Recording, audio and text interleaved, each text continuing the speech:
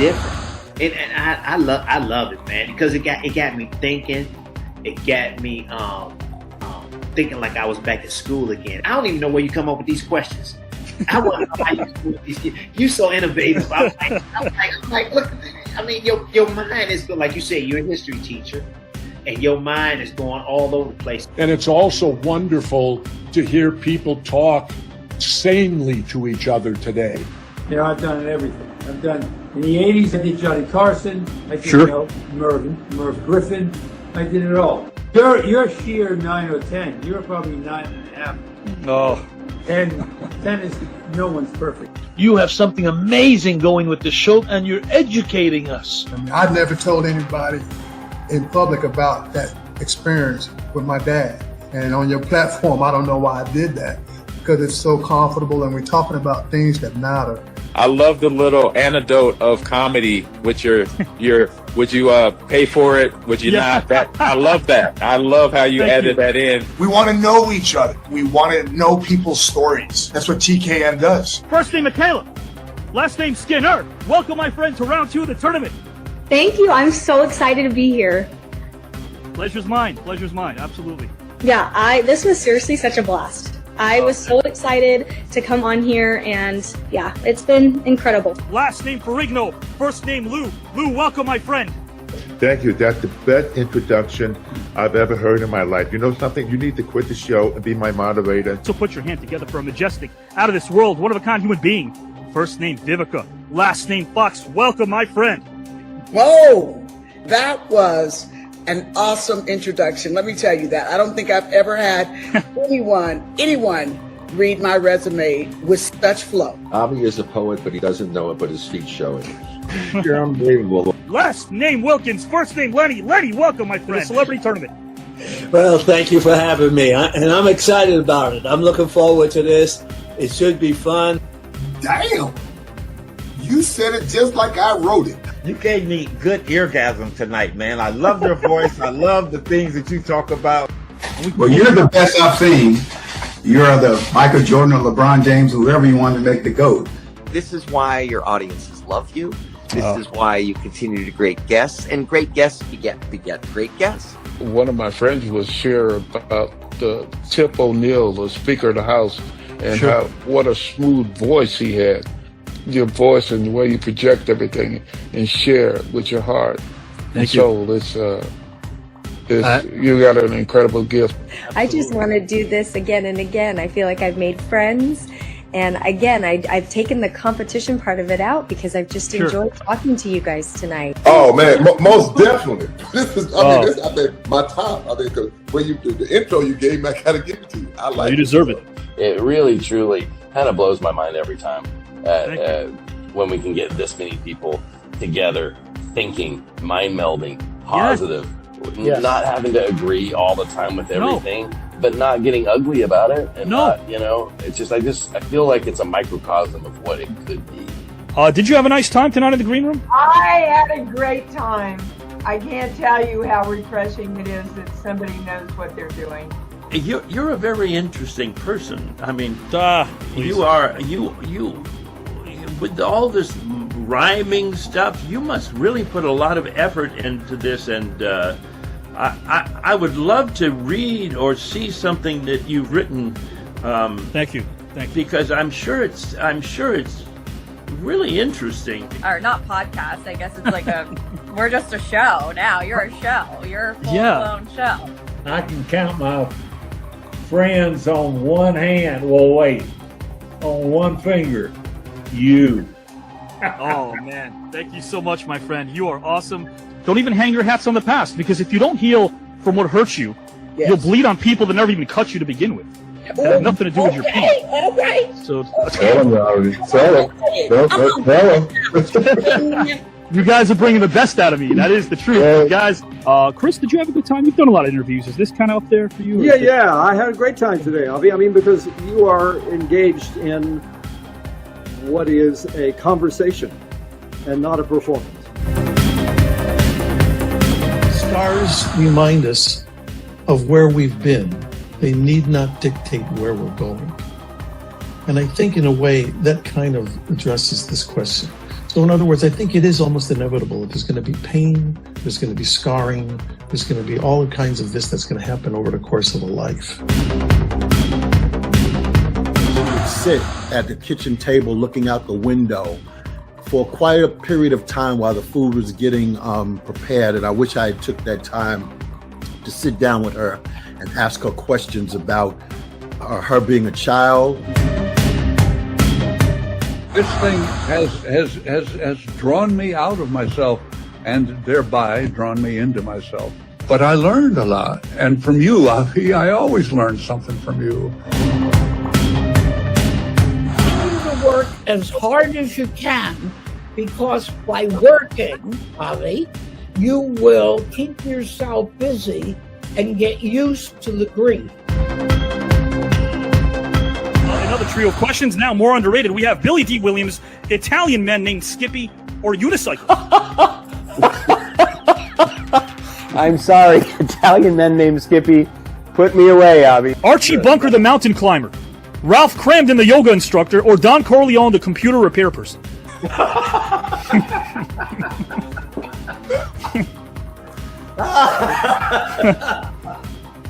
It's clearly an issue with the hard drive. Oh, I like that. I'm going to go Don Corleone. For Christmas, is it because it does create those amazing memories that I've and Sarge, I know you've been there too, because I've seen you at so many different great events for Muscular Dystrophy Association.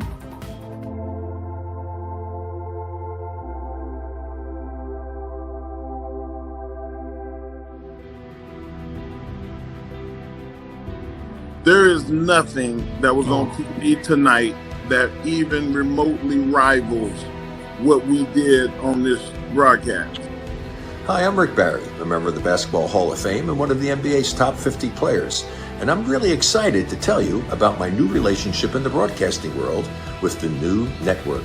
It's TKN, and a young man named Avi Klein has poured his blood, sweat, and tears into creating this new network and assembling an amazing group of individuals. Legends from every walk of life who are just bringing their knowledge and their experience and their wisdom, and this is amazing. I feel like this is a cosmic convergence of what is most important to him, and he's such a stand-up guy. Avi, congratulations. I don't know anybody that can talk as much as you. Seriously, I thought I could talk. You are unreal. What you do it with class, understanding, professionalism. You're simply amazing. I told you that when I first met you. And you ran off my autobiography. It basically was a book. It was simply fantastic. And to think that you do that every show. Very respectful. And he really connects with the artists and his audiences. And I felt like this guy's on to something, and I'm proud to be a part of this with him. And I really thank your support. I lost my father, and you were the first person to support me in all that, and I thank you so much for that. It meant a lot to me. The greatest wealth is when you can share it with someone. You can share your victories, you can share your failure, you can express your deepest feelings, but the greatest wealth is to be able to say that I have a friend, and I feel an unbelievable level of wealth, and a lot of that is because I have somebody like you. You here to win the whole darn tournament? I don't play, I just win.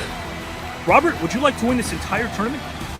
You know, all those luminaries and athletes and strongmen notwithstanding, the most dangerous place on this show is between me and that prize. That's all I'm going to say. You're chomping at the bit to get in this thing. Oh yeah, man, I've been telling you, brother. You brought up some names to me, and I was like, I can't wait. I hope they don't see me, because it's going to be on like a steaming pot of neck bones, baby, and I'm not playing. Are you here to win the entire thing, my friend? I'll just say this, Avi. Winner, winner, chicken dinner. Are you here to win the entire celebrity tournament when it's all said and done? You know, I saw the video package, and I saw a very familiar face in Mike Rotundo, better known as IRS, and he said that he was here for the winner chicken dinner, and I want to take away that chicken dinner, so yes, I want to win this whole shebang. Tonight, Avi Klein launches the TKN network. It's been over 2.5 years in the making. And tonight, with mystery guests and the big debate, it's going to be, well, let's just say hotter than hell. So don't miss it. And talent, last name Smith, first name Joe Smith. Welcome, my friend. Oh my God, Avi. Where did you get all of that from? Oh my God.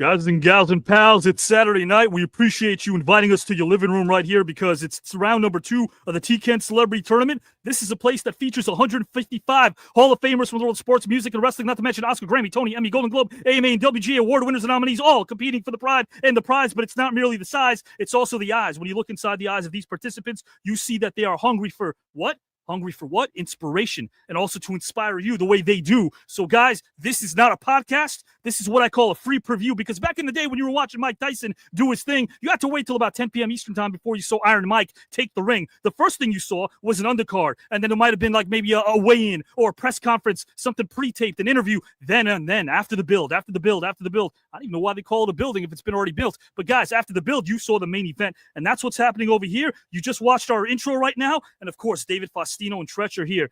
Are you talking about legends? Yes, you are, but you're also talking about legendary human beings. Got to know them a bit in this journey, and they're positive. And I love how multifaceted they are. They're smart, they're intelligent, they're storytellers. This is a celebrity tournament unlike no other, and I'm glad you guys are a part of it, inviting us to your living room in only 21 short months. We're already looking at 80,000 subscribers, averaging 6-figure views per episode, and thank you, Amazon Prime. I say publicly for doing what you're doing for us. We appreciate that. Round number 3, 6 episodes, and Progresso soup, why not? It's the fall. Grab yourself a chicken noodle soup here from Progresso. I guarantee you keeps me going during all of these broadcasts. And also, guys and gals and pals, if you're captivated by conversation, not controversy, this is the place for you. We keep it real, but we also keep it positive. We share a lot of laughs, have a lot of great moments. So with that, let's have philosophical fun and endless edutainment. That's when you take entertainment and marry it with education, and that's what you get. Guys, let's kick this thing off right now. Can't wait to see David. Can't wait to see Treach. Storytelling. It reveals meaning without committing the error of defining that word. Our next participant, guys and gals and pals, is a man of honor, respect, dignity, virtue. Time and again, he's filled a blank canvas with the beautiful works of art that go several layers of magnitude deep. He's resonated with the masses by taking a blank canvas and filling it with beautiful works of art. Do you know what that's called? In my opinion, it's called honest and truthful storytelling. And through his works of art, we, the audience, have benefited greatly. So with that, dear diarrhea, speak of the word greatness and revel in its glory. Are we exposed to such greatness through hearsay, fable, or some amazing story? Nah, I've seen greatness in the form of a man that's already broken every record there is to break. If your goal was to beat him, you might wind up sobbing on the Ricky Lake. What time is it? It's time to dream lofty dreams, my friends. Frederick Douglass, the great Frederick Douglass, said, "The soul that is within me, no man can degrade." Our first participant was born in Newark and raised in East Orange, New Jersey. His mom was a nurse, and he and his brother Diesel didn't exactly have it easy. Before, his name was always on the Grand Marquis, chopping up rhymes like Shredder, chewing up Rocksteady. The man paid his dues and then some, before Queen Latifah's flavor unit helped him with guidance like a learning tree. Traveling from city to city, the man forged a kinship and brotherhood with the late Tupac as they helped one another out. The man reminds us to get past the loud ad-libs and concentrate on the message. That is something we should always shout. Take it back to the conception of hip-hop and the issues that were touched upon. KRS-One, X-Clan, Brand Nubian, and embrace their positive messages, whether you're kicking it in the icy cold NYC or under a palm tree in beautiful Miami. This lyricist, storyteller, and frontman of one of the most iconic groups were the first in hip-hop to take home a Grammy. Can you feel my flow? Nope, it ain't about me. It's about the the OPP, which is why these rhymes won't ever lead you astray for what we should chant hip-hop hooray all day as if it's a holiday, because this man is a guru of logic. Thanks to his poetry, we attain a level of clarity and insight, so everything's going to be all right. Yes, those are just some of the classics this artist painted for us on this beautiful canvas for us to appreciate, so erase the hate and contemplate, because the only one that you set straight is the person who you need to tolerate, the man or woman in the mirror who could cross that winning plate. But wait, there's more. Poverty's paradise wasn't some folklore, but rather a roar that reminds us all to soar and adore and explore the second act in life. You know, what we always refer to as the encore, but I'll go back to a time where an album, Independent Leaders, inspired a plenty back in 1989. Even one screenwriter and fashion plate known as yours truly, Avi Klein. From New Style to Naughty by Nature, this man has accomplished everything because he sets his sights on, and I'm not being satiric. All one needs to do is check him out and his co-starring performance in 1994's Jason Lyric. Soon, we will give him applause, guys and gals, which is what I did when I watched him light it up on HBO's Oz. There are many more accolades I can give this man for his versatility, durability, as he's hip-hop royalty, but these rhymes are going to wind down as I've reached the home stretch. So put your hands together for an intelligent, down-to-earth, positive human being, the one and only Treach. My God. Welcome, my friend. Welcome. We outside. Yes, sir. Yeah. I'm glad to have you back in round number 2, my friend. Man, it's so much fun, yo. This is the best ever. Man, oh man, I'll tell you what, as soon as I knew that you were in round number 2, I said to myself, I'm pinching myself because you can never forget the people that inspired you along the way, ever. And you do that every day as a screenwriter for me, as someone who really wants to be able to understand the world through lens that aren't exactly the focal point, right? People put us in boxes. You're the screenwriter. You're the rapper. Nah, man, you're so much more. You're a storyteller. You're a stage star. You're an amazing actor. And I also think this is something people should know. What you do for the kids and how you give back, that really speaks to me, Treach. Yeah, man, we love the children. We love our people. Everybody don't have the opportunities we had, or great people like Flavor Unit, Latifah Shakim, that, you know, put us in a position we couldn't have went without them. So anytime, like for my nonprofits and all that, Weekend, Leo Foundations, it's like we know a lot of kids don't have those opportunities, but when you give them that, the world is just a greater place. You give a lot, but I was hoping you'd give something to me, which you haven't, which is the fountain of youth you're keeping, because you're still looking great, my man. I'm like, oh man, that's hip hop. That's hip hop, the fountain of youth. In my mid-50s right now, just keep doing it for the culture and loving it. Like hip hop is always going to be a young artist, you know, genre, but it's like us as the OGs. Like you can't tell us we got old because we still sharp as a machete, baby. Alibaba the Butcher, and never lost the passion. Never. Never. I love that. I'm going to bring in Mr. David Faustino, but I got to ask you this question: when it comes to storytelling, when it comes to acting, being able to lose yourself momentarily in somebody else's journey while portraying that for an audience is pretty special, isn't it? Is it? Definitely. Yeah. What? You never lost the bug when it comes to acting. Never. Man, listen, when you got like Dave over there and everything else, man, and you started off in music and then you start acting, I don't care whether it's deep drama, comedy, or anything. You study off of great ones, and you see the great ones that do it, and you always prepare yourself. Like if I got to get in that situation, I gotta study from these great guys. So I would agree, man. And you know, again, being able to befriend two people like Vinny and KG, the way you guys formed your group, man. I mean, that really spoke to me back in the day. Treach, final question. I'm going to put you backstage after you give me insight to this question, and then bring in David Faustino. Then we're off to the races with topic number 1. Yeah. 15 grand, 5-day trip to Greece, Amazon Prime. Are you here to win the entire celebrity tournament, my friend? I'm here for the whole breaking news. Yeah, that part right there. I ain't come here to lose. I don't come to lose. I'm against some of my that I'm a fan of, and I love them to death and anything else, but it's a battle. It's like a rap battle. I like it. Competitive camaraderie. Yes. I love that. I love that, my friend. I'm going to put you backstage momentarily, bring in David Faustino, then we'll be off to the races. Gotcha. Thank you, my friend. Treach is here, guys, in the house. We appreciate him for his time. We appreciate him for so much more. And guys and gals, I will say the same thing about David Faustino. In my interactions with him, he's always been class. He's always been kind. He's always been direct. And, man, also very inspirational. Guys and gals and pals, please feel free to comment away right now, because you are, as you know, the engine that makes this thing go. The Bard Shakespeare said, "This above all, to thy own self be true."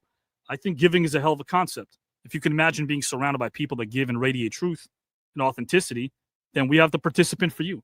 Because, guys and gals, he thrives. He radiates the type of energy that's conducive to success. His level of authenticity is not only refreshing, but it's appreciated. He's humble, and he puts everyone at ease with two words that are often not seen and not heard or even witnessed jointly: kind and direct. Service to others, right? That's the rent that you pay for room here on earth. Nothing is given, guys and gals, to a man on earth. Nothing. You have to get it. And this man definitely has through his beautiful works of art that he's filled a blank canvas with many times. Guys and gals and pals. Our second participant was born to parents Kay and Roger, who was a tailor and costumer who worked at a Western company where Paramount is currently. Such a position is important to costumers, often legitimacy, as they are storytellers who visually convey a character's personality and history through attire, most definitely. Guys and gals and pals, his brother was booked in commercials once a producer discovered him randomly. Our luminary was next as he landed his first acting gig at 3 months old on the Lily Tomlin special. After school, he was all about auditioning, and it was a vessel, so there wasn't any time for basketball, baseball, or learning how to wrestle. At age 6, he played Joey in the TV movie Act of Love and followed that up with a role as Josh on Little House on the Prairie. I already rhymed the word prairie, so when I introduced my former friend Kelly back in the day, but not to worry, as I've been rhyming since I was in Mama Klein's belly. So this isn't some big IG and Pa karaoke. More on the glam, guys and gals. But momentarily, I want to return to this man's resume, which is a hitter, guys and gals, a home run hitter, and it's delivered, guys and gals, every single time when he's on screen. A few years past 7, our mystery luminary appeared on Family Ties, Saint Elsewhere, and Highway to Heaven. His breakthrough role is not something I want to mention just yet. It might give away, guys and gals.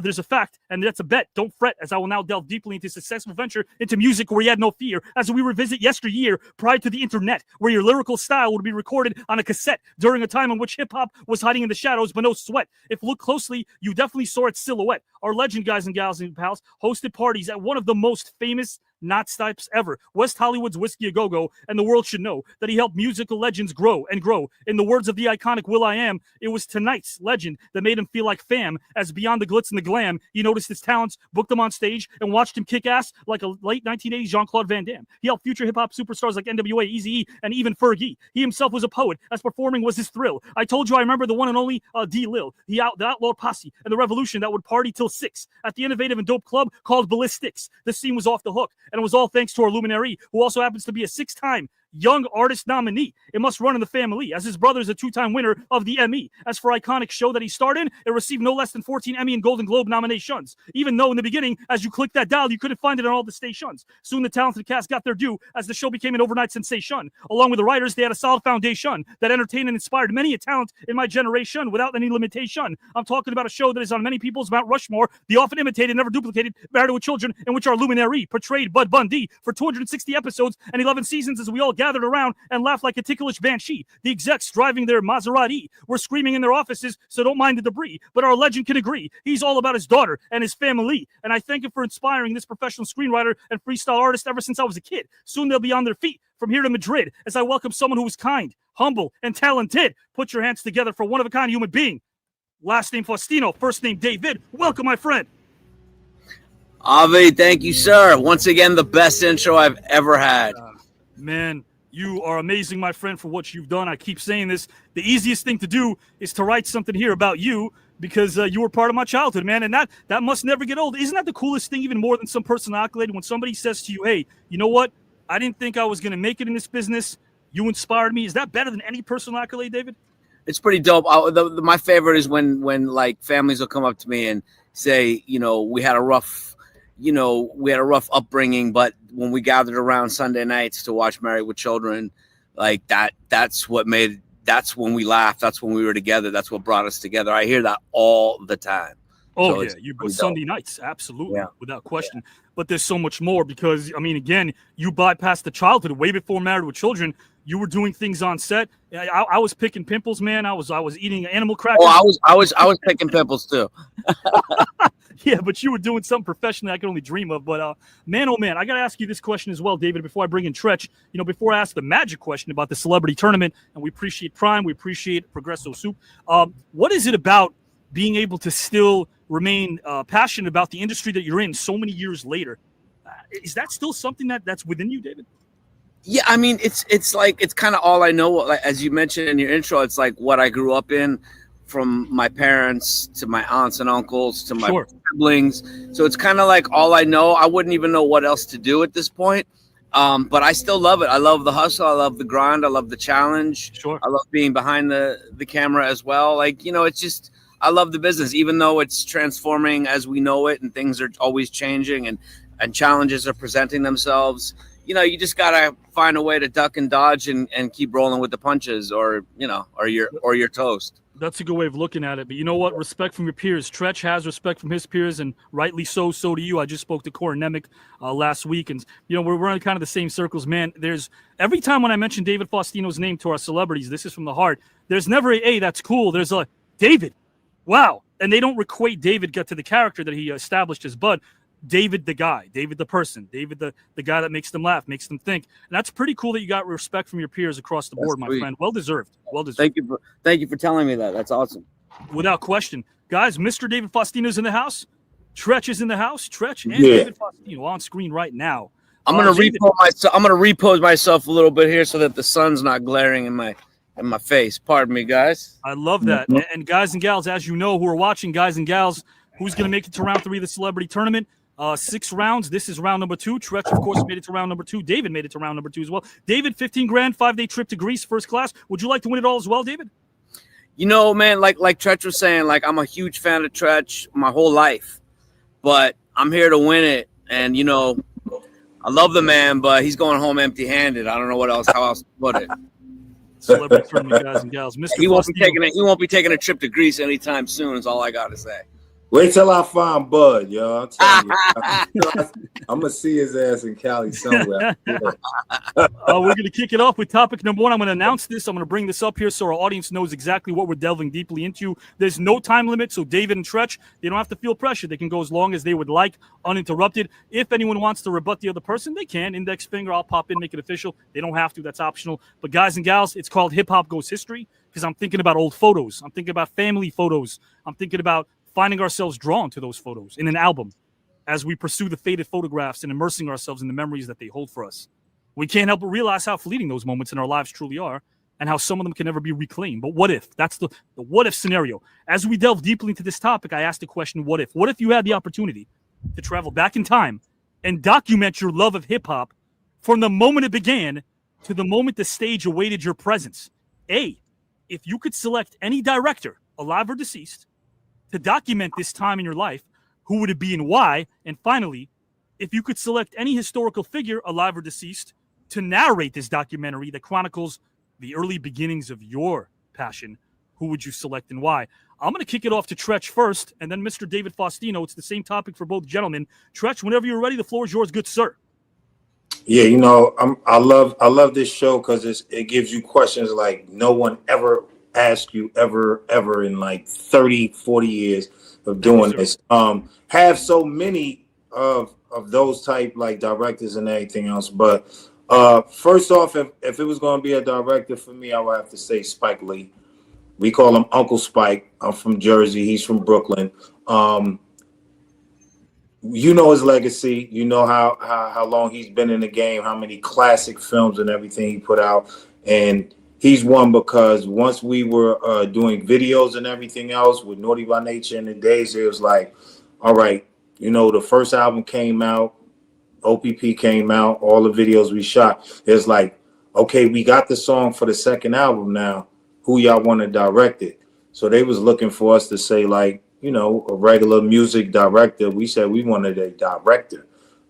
And we don't even think he ever did music videos, but it was Spike Lee. So Spike Lee done Hip Hop Hooray.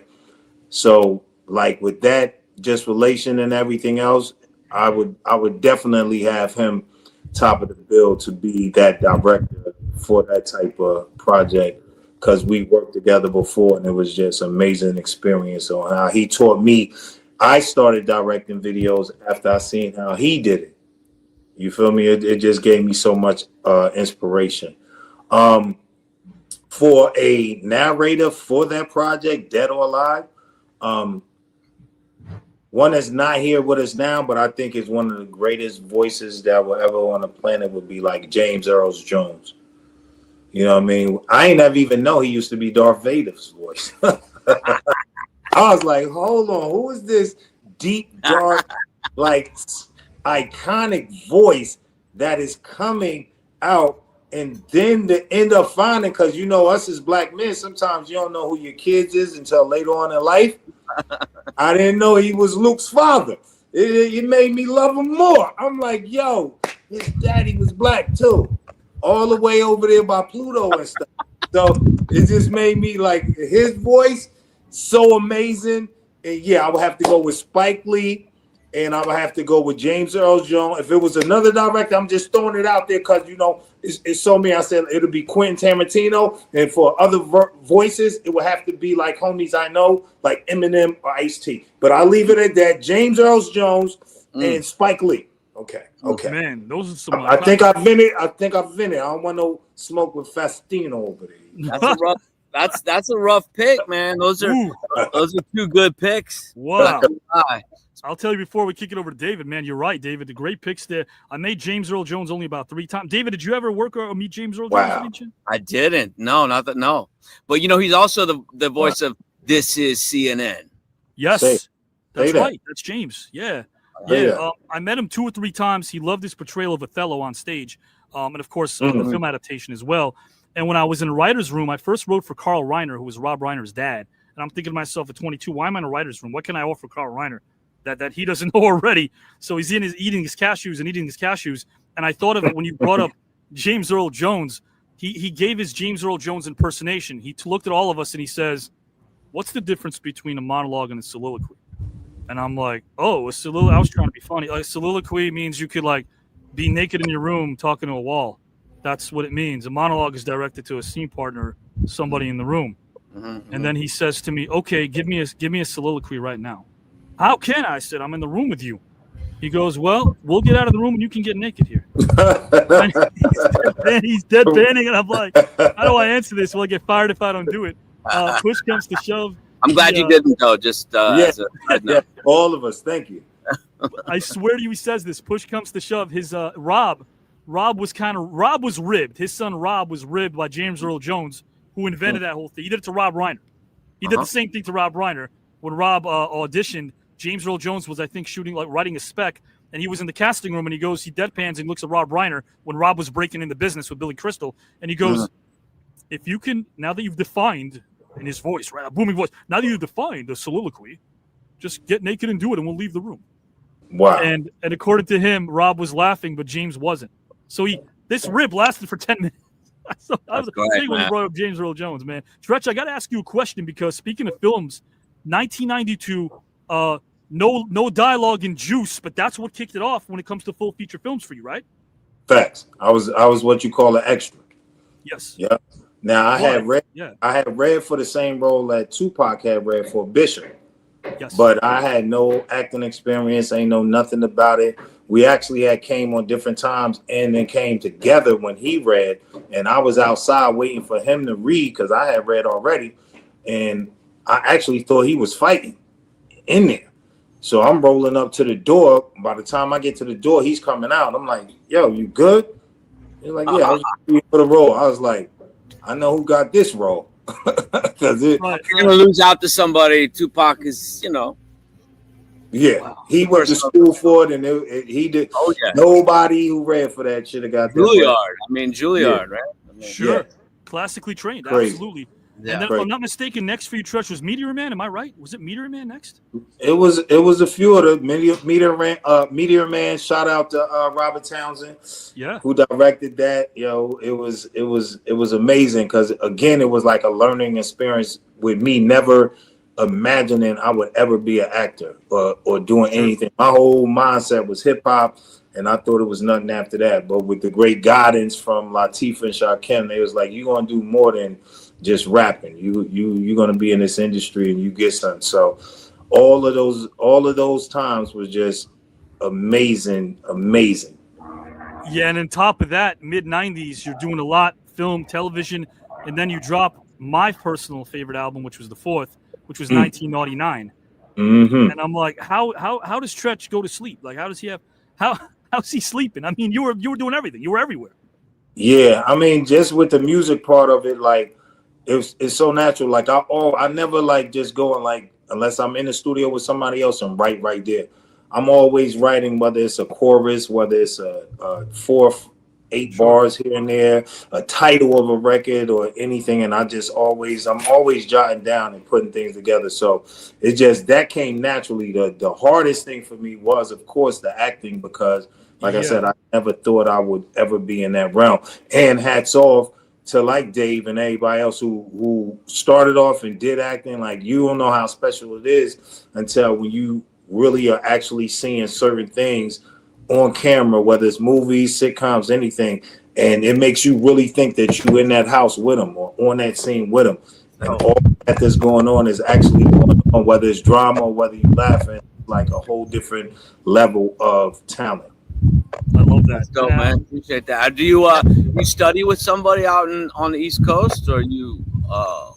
Nah, it's like every film I've done and project I've done, I've always like take that as a learning experience. When I'm done filming, I stay out there and watch everybody else, and I'm always somebody that asks a question. You know what I mean? Like, how would this go? Pop was like, yeah, fly is flying in front of your face. Swat the fly. Wait till it's right. the moment after, the moment during, yeah, like exactly. Everything in there, build on it. Know your lines. That's the most important thing. Yeah. But never abort the mission, and always feed off of your actors there. Know your lines and wait till they say cut. And then, and if anybody make a mistake, it's always a take two. The most challenging thing I ever did was just theater, because as we know, no cut.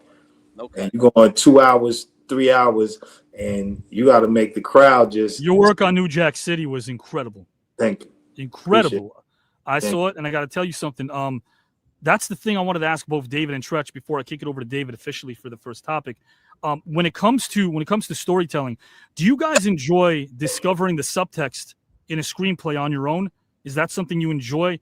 Finding the moments in between, not just the words on the page, of course. You guys are both experienced and seasoned.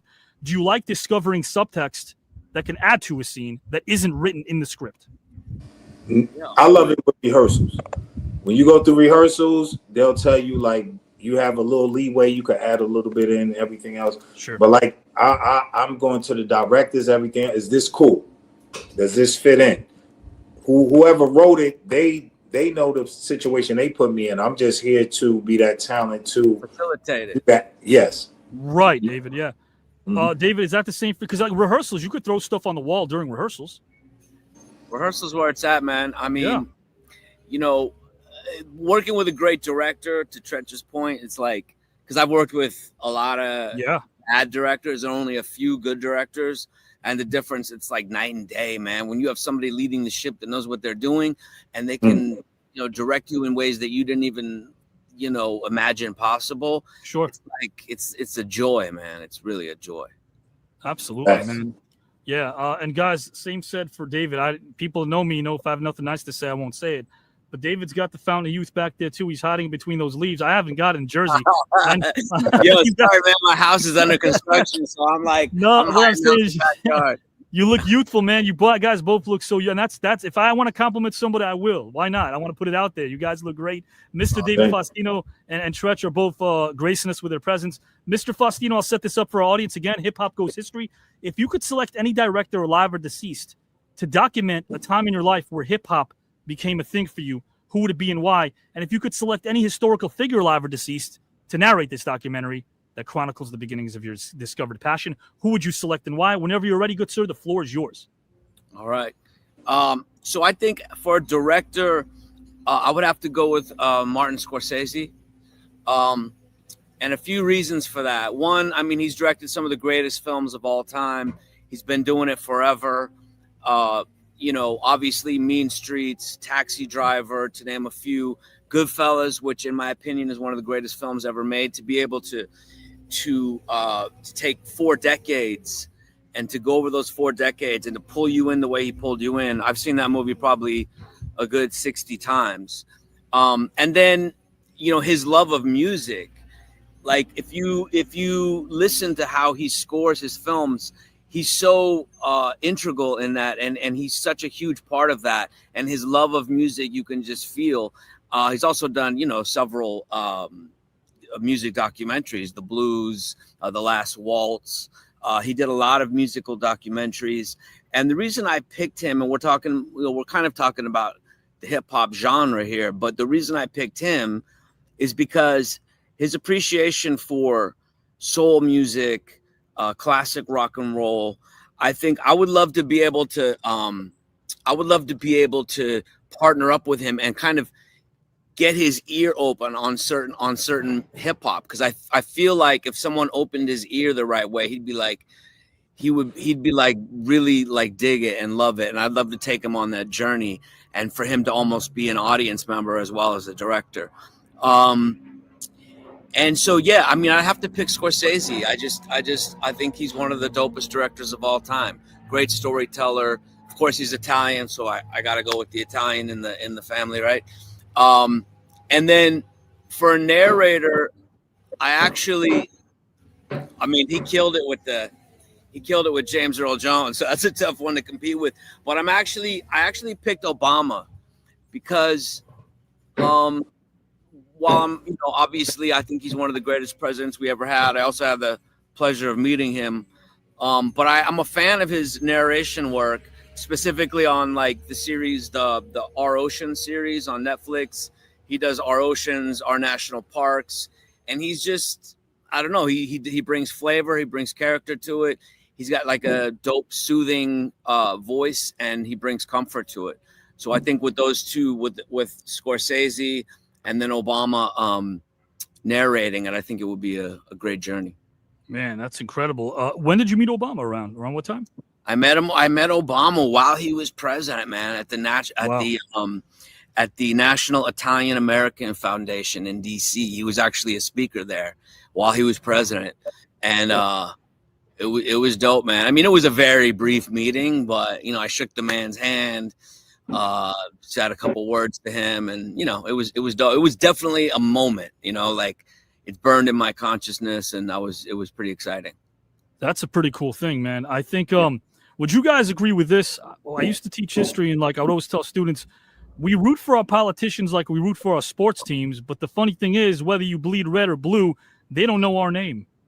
They don't remember our birthdays. They don't know anything about us. There's wackier people than not. Don't get me wrong. Lesser evil, right? But at the end of the day, like, is it kind of crazy to see people right now get to this level of insanity, regardless, without even getting into the red blue, just the mental mindset of the human being that invests their time in strangers, suits and ties, that all they really know are lies, and they don't care about us, nor do they speak our name. Isn't that kind of nuts? It is, man. But then again, I think we all want our country to go in a direction that, without getting too political here. Right. I think we all want the best for our country, right? We want this experiment known as United States of America to have learned from our mistakes and to keep moving forward. And, we want the best possible person to help lead us do that. Now, question. Yeah, I actually left because Frederick Douglass's name is spelled with 2 S's. And my assistant principal years back, before I worked for Lionsgate and I was teaching history, she walked in during my do now and she said, Avi, I got to get you out of the classroom for a second. I'm like, what? I'm thinking something happened. I'm leaving for a minute and I have someone else take over the class. And she's like, you misspelled Douglas's last name. Well, what are you talking about? She goes, you put 2 S's. I'm like, it had 2 S's. Frederick Douglass. So I'm like, the AP has no idea how to spell Frederick Douglass. And here's the coup de grace. I've said this on my show before, and I've brought her on. Diane Nash is still with us. She's a freedom writer. She marched with Martin Luther King. She's 89 years old. She's an amazing, sweet lady who experienced racism and persecution for being African-American. I brought her in to speak because she's my friend. And my AP, that same AP that didn't know how to spell Douglas's last name, when I introduced her to Diane Nash, she gave her one of these, a head bob. I'm like, wow. You're giving Diane Nash a head bob? Wow. You need to show her respect. I mean, she paved the way. So yeah. I'm like, man, right now, like our education system, without getting on a tangent, like I don't want to do that. I find it sad that people are, I guess, overly stimulated by information that they feel is information, not misinformation. Because like the gods of TikTok have now replaced public libraries. We bow down to the altar of TikTok for information. I'm like, damn, our kids don't even know how to be informed. Treach and David, would you guys agree? Man, keeping my kids off the screens is a whole, I don't know, Treach, how many kids you have? 6. Ooh, God bless so he knows. Like keeping my kids off the screen, and then some days you just have to let them be on the screen because you got shit to do. You got work to handle. You got stuff. You got life to live. But I from when they get on the screens to like when they get off of it, it's like a totally different person. They're like zombies after. My son, my 3-year-old, when I take it away, it's literally like taking a rock away from a crackhead, man. Wow. It's just like it's unbelievable. So I mean, yeah, I mean, it's difficult. It's the day and age we live in, right? But you know, I'm trying to get them to read as much as possible, but it's a challenge. No, I think it's a great thing too. I'm hearing like in some schools, a lot of schools, public schools like New York, they taking the phones away during school and giving it back to them. That's a no-brainer, man. Then you hear what the kids say, and the kids are like, "Yo, we speak to each other." Yeah. Times where we got lunch or this, that, and other, we build. I always say the smartphones done dumbed us down. Yeah. I remember back in the days, we used to know everybody's number. Yeah. We used to know how to get to one place to another. No GPS, no nothing. Even if we wrote it down, we figured out how to have it. But the smartphones got us so dependent on that. So it's a beautiful thing. We didn't grow up off, because half the time, like I'm home, my phone, my times it's not a 9 to 5 or business hours or anything. It's on silent, just to get me to I respect that. Yeah. Room. You know what I mean? Just to be like, nah, I can't be on that all the time. But yeah. You and David are absolutely correct. I mean, do you guys, so Treach, I don't know if they have this in the West Coast, and I know David, of course, you were shooting one of the greatest series of all time at this time. But when I was a teen, I had this little trick. Do you remember 7/7 Film, Treach? 7/7 Film? Mm-hmm. It was like an automated thing you called up, and it would just tell you local listings of movies. I remember that. Okay. That out west, cool. Yeah, I guess it was a national thing. So what I would do is I left the house at age 17 and a half. But when I was 16, if I wanted to, have a nice time with a female counterpart, let's say, to be politically correct, at 1 a.m., I didn't want to have my pop or my mom get woken up. So I'd call 7/7 Film and just listen to the same loop of movie listings. So by the time she called me, and when she did, the ringer wouldn't go off. So nobody could be the wiser that someone's calling me at 1 a.m. Smart pimping. I see you pimping. That was smart pimping. Yeah, I just wasn't on it because I ain't want to get caught out there. You feel me? But that was smart. Wouldn't you agree that even when it comes to fun stuff like that, the kids are missing out on being creative? Yes. Yeah, they're missing out on that, man. It's definitely something else. Yeah. Mm-hmm. Before we delve into our final topic, because we just got one more to go, and then we're out of here. And you guys and gals and pals, when you're voting, it's a positive thing. It means somebody resonated with you. And of course, both Treach and David are. There's no doubt. But let us know. Speak your voice. What I want to do now is play a video for Treach and David, and it's about their journey. It's about 60 seconds for each video, so we'll keep both gentlemen on screen. The way I'm going to pitch this is we just did a what-if topic.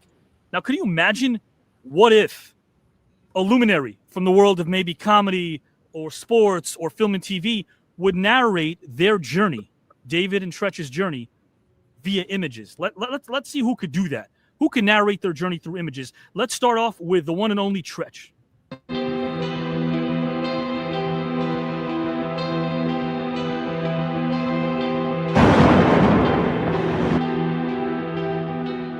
To be at peace with myself first. Try to be nice to people, or just be nice to people and hope they'd be nice in return. Help people cross the street if they need it, and see that my kids go to school and have clothes. That's a special thing when someone is your friend, and if you're a friend with someone. There's not many words to describe that, or many words that I know how to articulate that. But it's just something. Someone you can just be yourself with. That means a lot to people, to be themselves. But this is exciting for me, just to know that, hey, man, it's possible. Anything's possible if you want to do something. And you can do anything. People can do anything they want.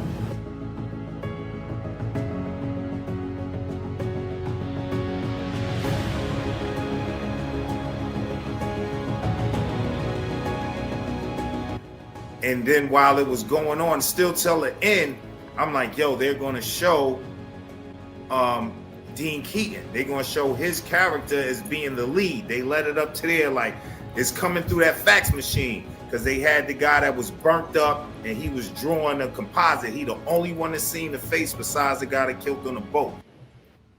Man, oh man. Man, you told me a lot about Usual Suspects in that segment. But you taught a lot of people too how to diversify and not be labeled, not be put in a box. I saw that clip of New Jack City, and I got goosebumps. When Richard Pryor is narrating something like that, would you concur with that message as well, Treach? Because I feel like he's describing you in a way, my friend. Yeah, definitely. I mean, you got to realize we all in a circle and a cipher of nothing like the industry is new.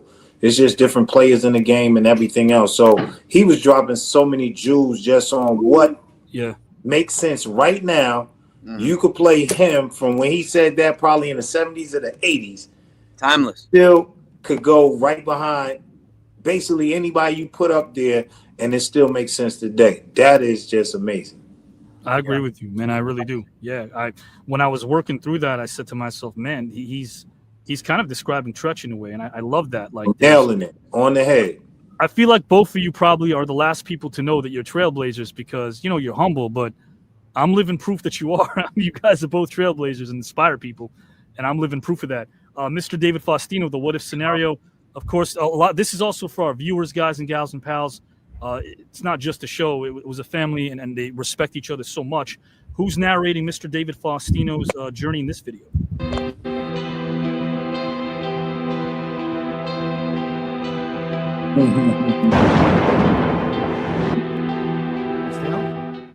Well, he was a joy to work with, and that's another thing where he started to imitate my character, like a son would be like a father, and I thought that was very clever, and he was just good, and he loved working on the show. He just loved it. He just got so much fun out of it, and we would just laugh and laugh and laugh. He is a great guy. In fact, he just did our show on Modern Family. So we're in touch, always. Very talented kid. And I think now of those little sighs as happy moments, you know what I mean? Because I was trying, and it wasn't easy, but I didn't quit. I suppose if there's any lesson to be learned at all from this is that just never give up on yourself. Find a way or go down swinging.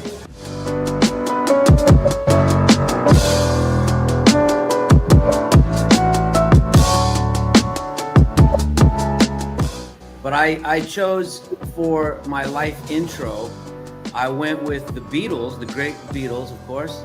I went with Baby You're a Rich Man. It's a tremendous song. First of all, it's a great song. My kids love it. I love it. I love blasting it. Guys and gals and pals, that was Mr. Faustino, of course. Ed O'Neill, man, I learned a lot through what he was saying about what you were doing on set. It was a joy working with Ed, David, right?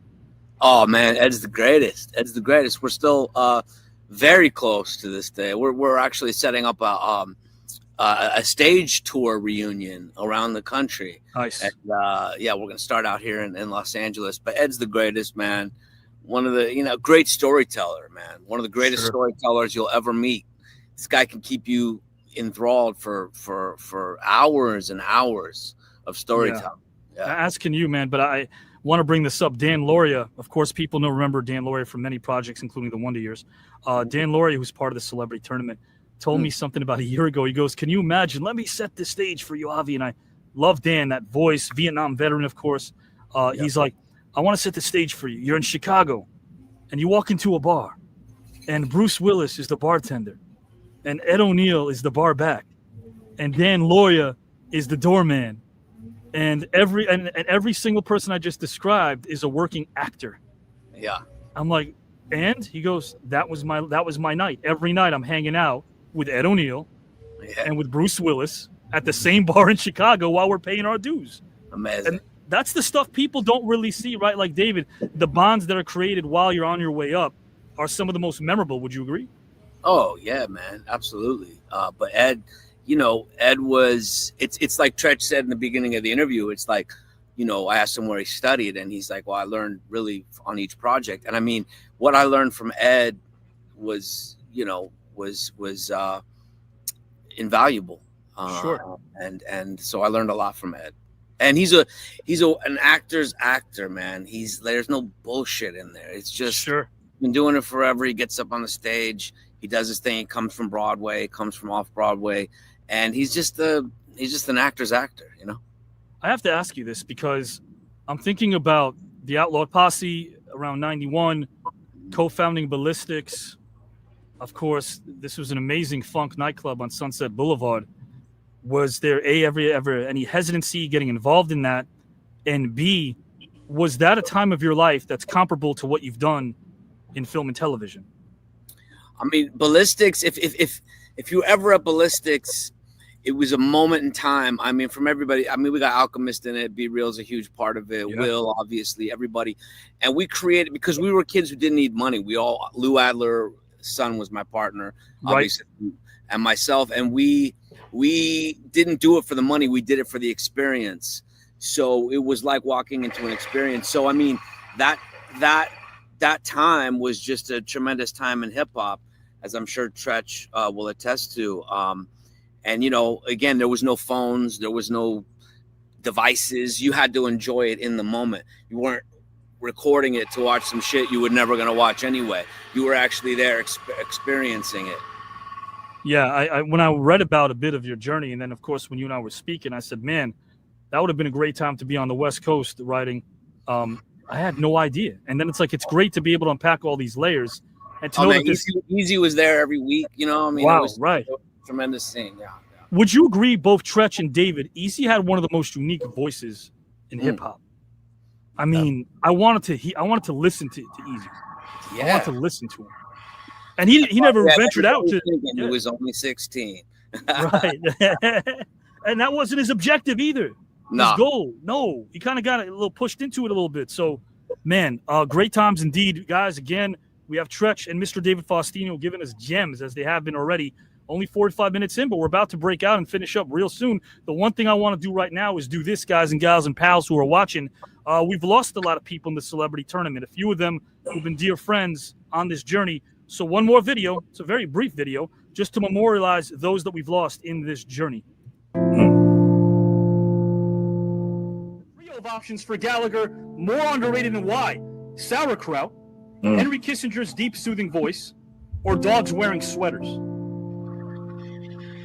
I like dogs wearing sweaters. Do you have fun? Yeah. I haven't done an interview in 20 years. Mr. Sizemore, first name Tom. Oh wow, Tom. How are you, my friend? I could turn the volume lower if you'd like next time. If you'd like me to do that, Tom, I could do that. Wow, it was something else. I don't know what I can do now. Oh, please. It was terrific, man. Thank you, my friend. I appreciate that. And what, as charming as a guy that you are, man, and as honest as a guy as you are, and as down-to-earth as a guy as you are, you played a character that isn't so down-to-earth named Scrooge in college. You played Scrooge. And, of course, I feel like a thespian should rely on their instinct. Do you feel like you rely on your instinct a lot as a storyteller as well? I mean, playing Scrooge at that young an age was... when I think about it now, I only way I could have done it is I was relying on my instincts. You know, I could have done it the other way. Okay. More underrated and why? Unicycles, Italian men named Skippy, or sophisticated dinosaurs? What? More sophisticated dinosaurs? Yeah, I want to say the sentence. Italian men named Skippy. I just want to say. Yes. Yeah, Italian men named Skippy. I just want to say the sentence. Italian men named Skippy. Yeah, something you'll never hear. Yeah. Did you have fun? Did you have a nice time? I had a great time. It was ball. Yeah, man. I want to do it again. This is great. I just think it's going to be, a lot of fun for people. I don't think people like this on the air. I don't think really. No, there isn't. I just think it's going to be I'm very interested in how people respond to it. Because I know it's going to be interesting and see if people tune in and stay tuned in. And I really hope they do. And I'm all yours, bro. Let's go out and make this work. All right. I'll talk to you soon. Okay. Bye. I teach a workshop, and one of my students finally said about my class about iambic pentameter. He finally said, I got it. And he was excited. And it was both his elation and those 3 words that make it worthwhile, right? Amen. You got it. But I think I've got to have equally passionate people involved in the production of it. That passion will override any reservations anybody has as to the show's potential for entertainment or education. Did you feel as if transitioning to the stage and performing live theater was a natural fit for you? Yes, I did. I always felt very comfortable on stage, more so on stage than I did in film or television. So I'm looking forward to you, Avi, giving me your thoughts and your input, because as I told you, that piece that you sent me is, I love good writing, and I think Thank that's you, been sir. the secret of my career. And this is a beautiful piece of writing, as I said. I'm referring to the piece that you wrote me. You're onto something because you're a writer. You're a creative force, and I want to hook up. Thank you so much for those kind words, guys. Thank you for being you, my friend. I appreciate you and respect you wholeheartedly. And that goes double for me to you, Avi.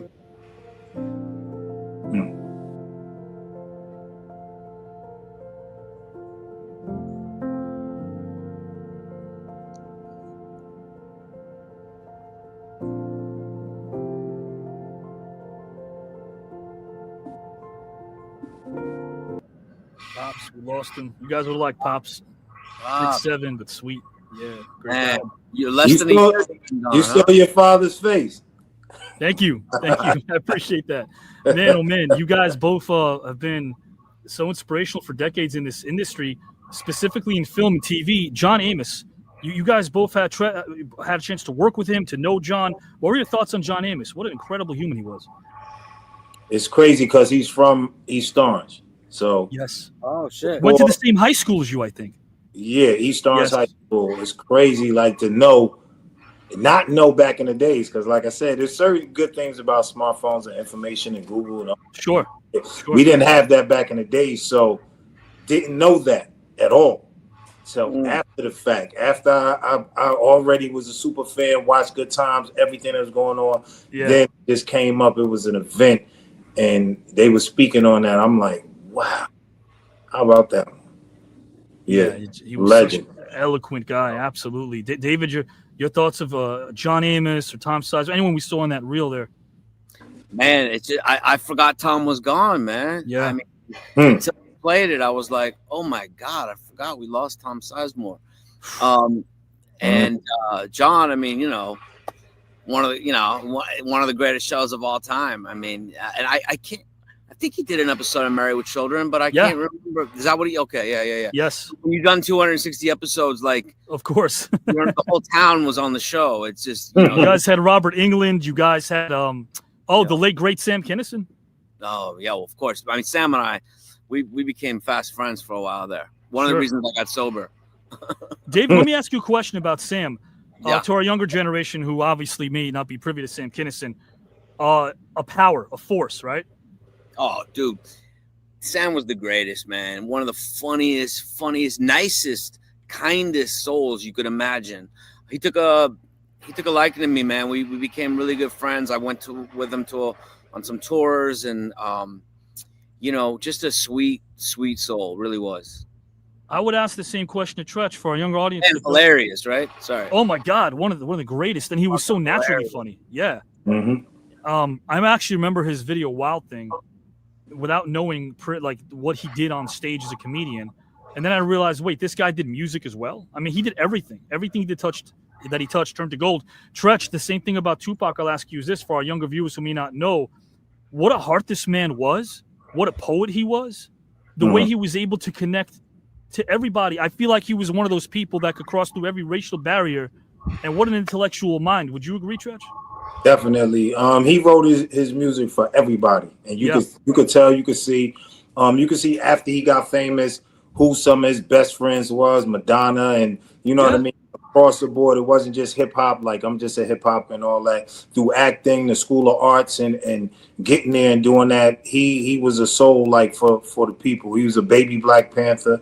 Rest in peace to Auntie Asada. All the Young Noble who we lost, all the part of people he brought out there and introduced and seen to the world, whether they were with him or related to him. But yeah, his story speaks for itself. His music is there. It seemed like he never left. He still is, every day. So when you leave a mark like that, it was definitely blessed by the best. Well said. You guys definitely honor them so well. And you know what? For everyone listening and watching, yeah, you heard the word Black Panther. Those aren't bad words. That's what the media tries to tell you. Did you guys know the Black Panthers had their own radio stations? Did you guys know they created jobs when Lyndon Baines Johnson promised to do so and wouldn't do so during the Civil Rights Act? So when you think about people like Tupac's mom, people like Medgar Evers, you know, there's so many unsung heroes in the civil rights movement that did what our government promised to do that never would. And I'm glad you guys are able to, again, honor them. Black Panthers, the only mistake I think they made was assuming that by splintering the way that they did, that maybe, just maybe, they can have as much of an impact. But when you got people like J. Edgar Hoover wiretapping Martin Luther King illegally, you already know you're screwed. You're already up against those powers that be, and there's no way to beat them. But guys and gals and pals, there is something to beat your morning stress, your evening stress. It's a very, very brief game called I'd Pay. It's the levity portion of this. I want to drop to Treach and David Faustino. We're doing amazing on time. I'll set this game up so they know what it is. I'd pay. I'll give Treach and David Faustino 3 wacky options. They got to pick one and let us know which one they would pay for and why. Starting with Treach. Treach, of the following, which would you pay for to see and why? Rocky Balboa as a neurosurgeon, Seinfeld as a correctional officer, or Rambo the talk show host?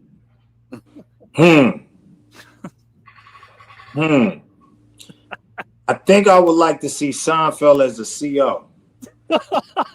Cause he be popping so much shit. Like, if he get up in Rikers, yo, all them little side jokes ain't gonna work up in there, homie. No. Can you imagine that? Like, why do they call these bars? They're Ryan. No, you know, he might have them all in check too, because he's one of the best and funniest, and you know, through laughter you could get a lot of people on your side that you wouldn't do normally. So he probably end up being the damn warden. That's a good point. He might get a promotion out of this.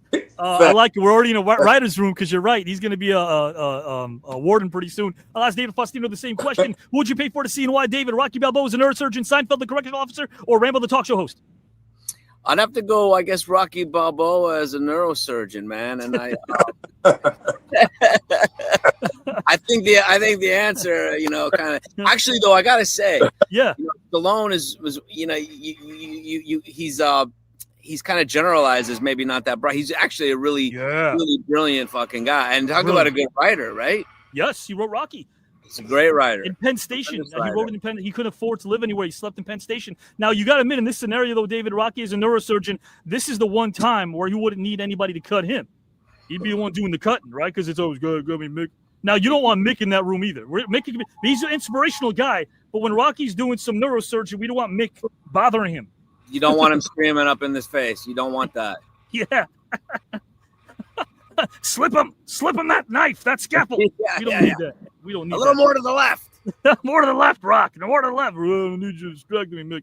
Right now, we're going to kick it over to Treach for another trio of options. Who would he pay for to see and why? Of the following: Hannibal Lecter as a regular cast member of 90210, Big Bird the Bounty Hunter, or Conan the Librarian? Conan the Librarian. Yo, they be shushing nuns in the library. Yo, yes. Conan up in there. Yo, I would love to see the charges. He'll be on CNN and TMZ like at the same time. Yo, to see them carry him out there like about 50 agents on top of it. Like, that would be so literally and figuratively, he'd be flexing if he's in there. He'd be flexing. Yes. He'd be flexing. I totally agree with you. Conan the Librarian. David Faustino, again, same trio of options for you. We have Hannibal Lecter as a cast member of 90210, Big Bird the Bounty Hunter, or Conan the Librarian? I'd have to see I'd say Big Bird the Bounty Hunter. Yeah. Okay. Because I mean, you know, if Big Bird stepped in to take me away, I couldn't fuck with him, man. I mean, you know, around and dude. And you guys know this, right? Like he did run the streets of Sesame. He did, and there you have it. He ran the streets of Sesame. He did. Yeah, man. They were selling a lot of bird seed on that block too. I heard they got raided. Yeah. Big Bird. I like both your options. Yeah. This is logical. This is logical stuff we're getting from Treach and David Faustino. A couple of more, and then we're going to delve into our final topic, and we're out of here. Mr. Treach, we have a couple of options for you, 3 of them. Who would you select and why if you had to pay for them? Darth Vader, the wedding planner, Godzilla, the massage therapist, or Freddy Krueger, the personal trainer? Darth Vader, the wedding planner. Yeah. when I got married, it was so many people that just crashed the wedding and we had to pay for it. You know how much them plates and everything else cost? Yeah. And did I tell you that was my big homie James Earl Jones? He would have sent what? He would have sent them out to the whole nother universe the hard way. I wouldn't want to be the caterer at the wedding, right? If you skim on the fish tacos and you got Darth Vader breathing down your throat. Yeah, that part. Wedding planner from Treach. I like that as well. You guys illustrating it so damn well as well. I love that. We got Darth Vader, David Faustino, the wedding planner, Godzilla, the massage therapist, or Freddy Krueger, the personal trainer. I'm gonna go with Godzilla, the massage therapist, because anytime I go get a massage, I'm a little dude, you know, and they always no one gets in there good enough, man. I'm like, come on, put the fuck. He'll hit all the kinks. He'll hit all the kinks. Oh, and if not, he'd just blow some fire on your ass, and you're good to go. I mean, in the process, he'll kill you, but he'll get everything, though. He'll get everything. But you won't feel any pain after. We got one more, and that's it, guys. And we're out of here with I'd Pay. I'm going to kick it over to Treach. Who would you pay for to see and why of the following? Alf, attorney at law, Papa Smurf, the hip-hop artist, or Mr. Bean, the motivational speaker? Papa Smurf, the hip-hop artist. Yeah, I could see that. Yeah. My mom's, they call her Mama Smurf. You feel me? Yes. Because she's actually a shorty by nature, you know, little. So I'm feeling like short people have their way in hip hop as well. We a tight knit community, colorblind. Everybody's invited to hip hop, and we shown it for being more than 50-something years later. So yeah, Papa Smurf, yo, I know he got bars too. Papa Smurf definitely has bars. There's no doubt. Not like the bars Avi has, but you know, a close second. Yeah, he's a spitter too. This might be the greatest game of I'd Pay with David Faustino and Treach ever. Mr. David Faustino, we got Alf, attorney at law, Papa Smurf, the hip-hop artist, or Mr. Bean, the motivational speaker? Ooh, I'm going to have to go with Treach on this. Papa Smurf, the hip-hop artist. I like it. I mean, you know, I could just see him up there spitting bars, you know. I mean, I feel like he's got game, you know. Yeah, I think he could win a battle or two. I'm with you guys. I would personally pick Papa Smurf as well. You know what? Little bonus, last one. Who would you pick and why, Treach, of the following? If you have to pay for the following, who would you pay for and why? Beetlejuice as a runway model, cast of Goodfellas as studio audience members on Jerry Springer, or Jason from Friday the 13th as a professional ice skater? Cast of Goodfellas on Jerry Springer. It is going to be some people in the trunk. Forget about it. You know I'm from Jersey. Yes. Forget about it. We over here. Jerry Springer, that would be the best, highest rated train wreck of all time. And Treach, you're talking about everybody. We're talking Carbone. We're talking about, you know, Pesci, the whole cast. We got Jimmy Conway by De Niro. All of them are going to be there. You got to watch this guy. He may fold under questioning. You got to watch it. This guy. You got to watch this. Forget about it. That's actually spot on. Mr. Faustino, would you concur? I mean, there's no question. I mean, no. It's definitely Goodfellas on Jerry Springer. Yeah, for sure. Without question. That's like the Michael Jordan draft pick of these options, I think. No doubt about that. Guys and gals and pals who are watching and listening, thank you for doing so. I'm going to rotate it out and ask David Faustino to go first for topic number 2, which is our final one. And then we're out of here. And then Mr. Treach, it's the same topic for Treach and David. It's called A Stranger Served Me Well. Sometimes our trust in strangers is dependent upon their resemblance to others we've previously known. It might remind us of somebody, right? You may not be a stranger for long, but oftentimes strangers are distrusted, even when they only minimally resemble someone that we associated with their immoral behavior. But in the vast array of life experiences you've had, can you pick a time in your life where trusting a stranger actually served you well? David, whenever you're ready, my friend, the floor is yours. Yeah, I would say my adventures in on the island of Maui. When I first went there, I was, you know, and this is a difficult question for me to answer. One, because, you know, as far back as I can remember, I was, you know, I started Married with Children when I was almost 13 years old. So while people were a stranger to me, you know, people always knew me. So it's kind of a hard question to answer. And, you know, I had a lot of strangers who, you know, were trying to get some shit from me. However, when I was in Maui on my first little vacation there, I had some dudes who were trying to like fuck with me, you know, because they knew who I was and the show was super popular at the time. And I had met these Hawaiian cats earlier in the day, these local brothers, and they just happened to be there when these dudes were fucking with me. And I don't know if you've seen Hawaiians fight before, but you definitely didn't want to be the dudes who were fucking with me that day. And I'll just let you know there was some headbutts involved. And from then on, me and those dudes became fast friends, so much so that to this day we're close. I introduced Christina to them when she went out there. She remained very close. We're close with the whole family. We're the greatest guys you've ever met. And my trips to Maui from then on were nothing like people go on vacation and talking about wild boar hunting with just knives and dogs, and just cliff diving in places like no tourist has ever been, and some of the greatest people I've ever met in my life. So I'd say the Hawaiians on Maui, man, especially that's Shane. cool. That's amazing. Do you feel like the lifestyle is conducive to something more laid back, more down to earth, more easy breezy? And just some cool cats. Just great people, salt of the earth, a lot of love, I drank for years, and there was a time when I was younger when I drank. As a writer, man, you're staring at walls a lot.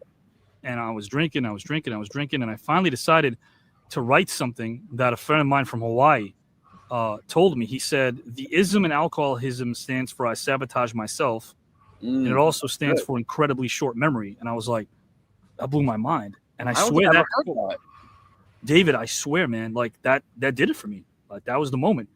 Yeah. It wasn't like an ex-girlfriend or fiance or like, a father or mother. It was that quote, because I was talking to him, and there's 12 hours ahead or something. Like I think that's what it is in Hawaii. But man, he was just, his name was Fufu, and he was just like, man, I want you to take this quote down and apply it, and it hit me just like that. Crazy. Wow. Yeah, no, I love that. I've never heard that. Believe it or not. Oh man, I'll tell you, man. But one question before I kick it over to Mr. Treach as well, Mr. Faustino. When you were, of course, on set as a youth, there's something I think really amazing about your journey. You were doing this since 6 months of age. I think people need to understand this for a second. 6 months old, and then you decided. And I laugh because, again, while the rest of us are trying to eat, maybe Progresso soup or at least stare at it, whatever they're feeding us. We're hungry, bro. Progresso. Progresso. Progresso is great, man. I tell you. Hopefully they can work with David and Treach, and I salute them for being open-minded about that, because as you guys know, Treach and David are always busy. They've always got amazing projects that resonate with you. But, man, when I was a kid, I was like, of course, trying to learn how to talk and walk. You were taking a hiatus from acting until like age 6. From 3 months to 6. You were a pro since you were born, man. Like, Treach, I was kind of like out of the womb, It just was a natural. Like I said, my whole family was in it, so that's just. I literally went from the womb into onto the set. Jeez, that is incredible, man. Treach, I have to ask you the question for our viewers. I know in our conversations I've heard this from you before, but for our viewers, did you always know this game, the hip hop game, was something that could turn into a career, or would have been something you ventured into, even if there wouldn't be the name of the marquee or the neon lights waiting ahead? No, definitely, man. I felt. The reason I was homeless is like 16, almost 17. My mom threw me out because she didn't believe I was doing what I was doing. As far I'm like, Mom, I'm out here. I'm doing talent shows. I'm winning. People are coming to us with label offers and all the rest. No, you're not. No, you're not. You just want to hang out. You want to be in them streets. I'm like, Mom, I'm telling you, I swear on everything, I'm good at what I'm doing. And the thing was, she had introduced me without knowing to hip hop. The first record I ever heard was Sugar Hill Gang. You feel me? That she had bought. You know what I mean? So I'm listening to this. At that time on the radio, you listening to hip hop. This may be 5 records. This is not all of hip hop. This is just what they're playing on the radio. Maybe 5 records in 2-3 years or artists that Man, I was like, this ain't enough for me. You know what I mean? So I started writing my own stuff. And when I did, I was going out there and was rocking. I was a solo artist before New Style or Naughty by Nature for years and had got a name for myself. But I'm like, yo, I'm hearing everything that's out here. I'm feeling it out there. And I feel like yo, I got a spot up in here, so that's what I put all my attention up into, and it paid off. David, would you concur that when it came to Naughty by Nature, they blew our minds? They were trendsetters in a way that nobody expected, because when they came on the scene, dare I say the word commercially, by then they were already legends, of course, in the game, but when they came on the scene commercially, during a time where there was a shift in hip-hop, they didn't skip a beat. They spoke to everybody from every race, color, or creed, or age demographic. Would you agree, David?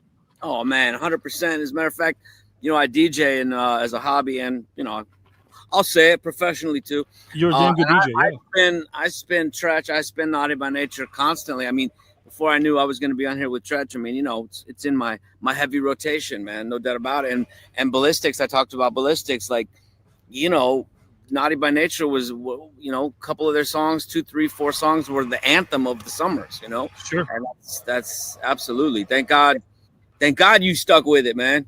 Thank God. Yeah. Well, you're being humble, because I think will.i.am, when he revealed that meeting Eazy and getting his first record deal, can be attributed to you. I won't say more other than, guys, I know there's going to be a documentary coming out at some point, and you're going to be able to find out a fascinating look into Mr. Faustino's life that you may not have been aware of, and the people he helped and inspired along the way, just like Treach did, who are trailblazers, two gentlemen who are trailblazers. I'm going to kick it over to Treach right now. I'll set up the question again for Treach, and then guys and gals and pals. Construction noise over here, guys. Oh, that's okay. That's all right. Okay. Unless, hey, wait, are these mind games right now? Because Treach is about to go up. Are these mind games? No, not at all. Go, take it away, Treach. You got this. These guys are cheating, yo. These guys are cheating. Treach, I'll ask you this, my friend.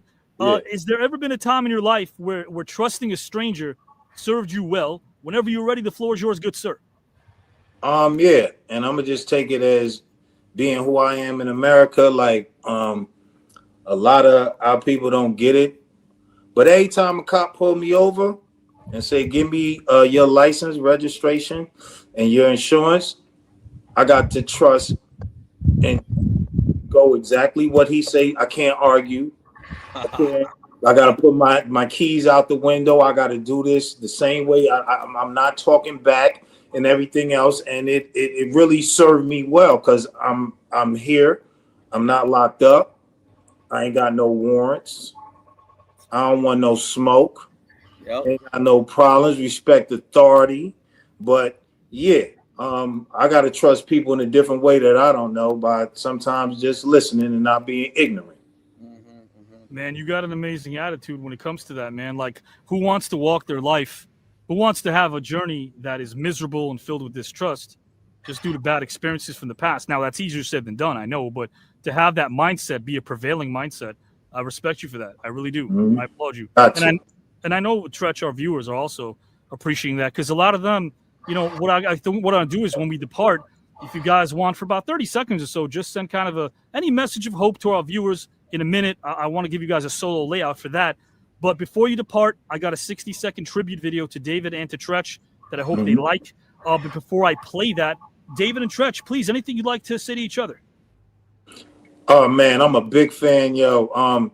Just knowing, like, for you to be in the industry as long as you've been, from a baby up until, I didn't even know you were that young, in the classic legendary sitcom, but to see you still here and how much you love hip hop, it's like hats off. You feel me? Like you are part of the culture without even knowing you really are part of the culture. Like I said, the culture, colorblind, everything else. I remember when Beastie Boys came out, they couldn't even put their faces on the album covers because they thought if people thought they was white, they wouldn't love it until we all heard it, and it ain't matter what color they was a part of the culture. So hats off to you for just supporting and always being a part of that.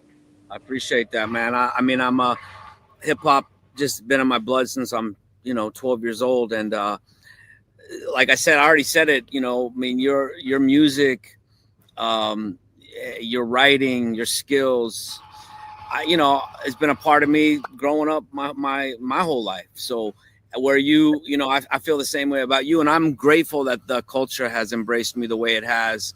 And one of the people say, what was some of the greatest parts about being on Married with Children? I always loved that Married with Children was respected by the hood.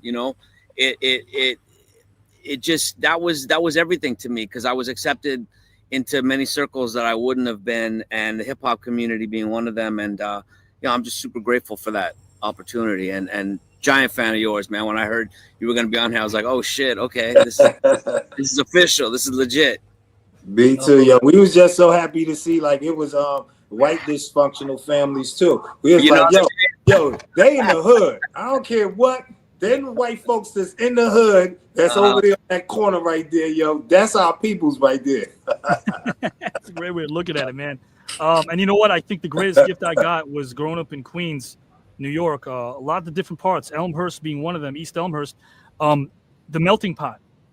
Mm-hmm. Everyone embraced me. There was no minority. There was no majority. We were one, you know. Now, did I get off the bench in JV high school basketball? No, I didn't get off the bench. But I was, man, welcomed by everybody, and I love being able to learn about people's cultures, friends who are Egyptian and friends who are African-American and friends who are Asian and Indian. It's like, I wish everybody could experience the melting pot. I really do. Yeah. Thanks. New York's good like that. It really is. What I'm going to do now is I'm going to play David, his tribute video first, and then David, of course, will bid us adieu. And then, Treach, I'll play your video as well. Treach, I'm going to put you backstage momentarily for 60 seconds and then play your video. Thank you, my friend.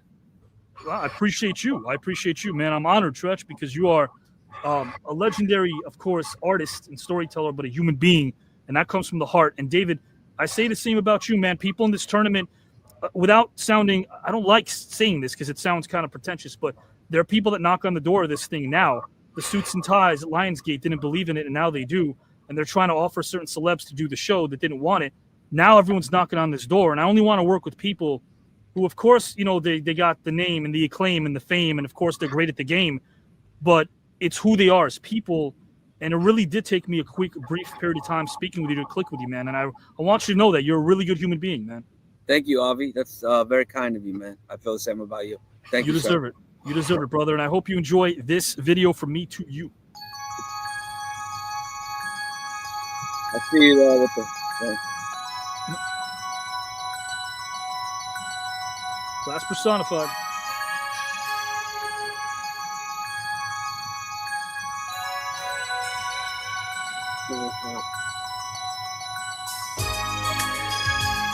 Good brother. Yeah, Mr. Nemec.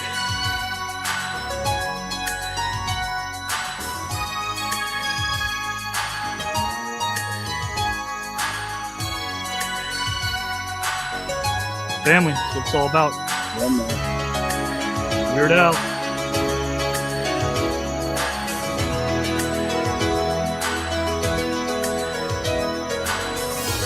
Awesome, love that shot. Chris Pally, Pink Combo. There he is. From Jersey, too. That's right. He's the greatest. Yeah. Little mouse. There he is. Yeah. It's the father. Yep.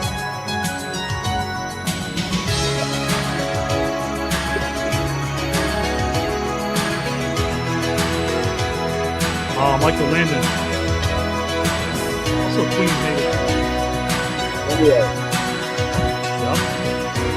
Family ties. Michael Gross. Mom. I love this Grandmaster B. Bobblehead.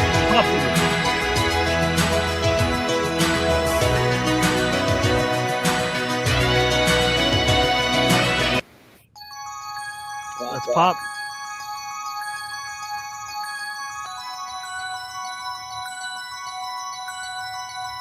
Awesome. That's awesome. That's good. That's good. That's good. Easy. There it is.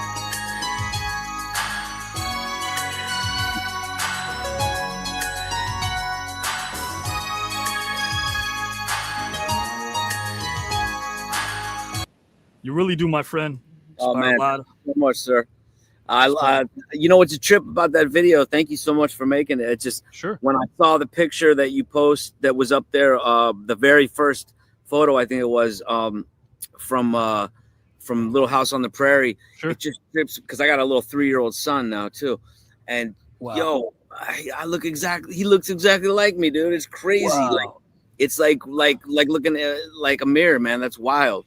And then the other thing is, you posted a picture where I was wearing a shirt. It reminds me of that great Wu-Tang skit. I think it's on the first album. They're watching back, and he goes, "You sure, motherfucker? Your shirt looks like a dish rag."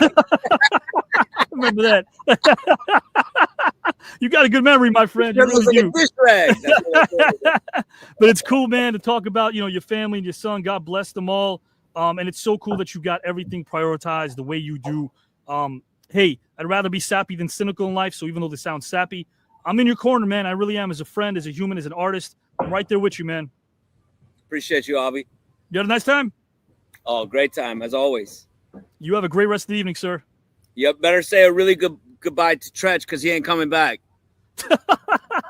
The one and only David Faustino. Have a great evening, man. Thank you, brother. Peace. What a great human being, Treach. Huh? David Faustino, man. Yeah, legendary human being, legendary artist, and getting another legend like yourself in here. All of a sudden, you know, how could we go wrong? That's the way I look at it. How could we go wrong with Treach and David Faustino in the same place, same virtual arena? Impossible. Man, oh man. Treach, I'll tell you what, man, a trip down memory lane for you as well. Put this together for me to you. I hope you sit back and enjoy this, my friend.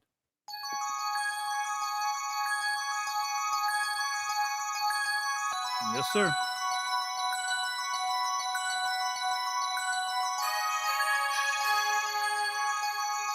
Yep.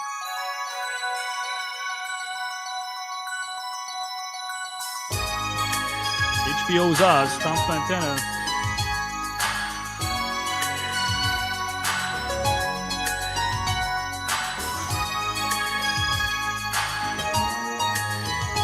Iconic. Legends.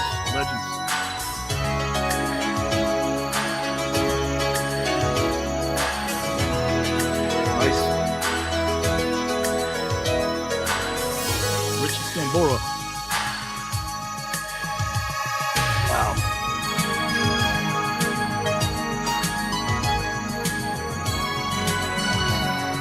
Oh my gosh. Jackson.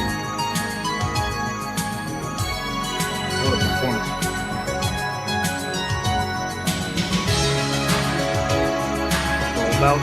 That's what it's all about. Let's go. Award winners. Legends, icons, trailblazers. Most authentic men in the room for the people.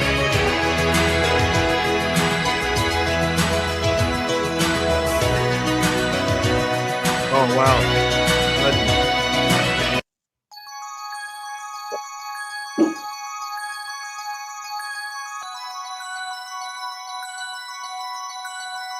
Lennox.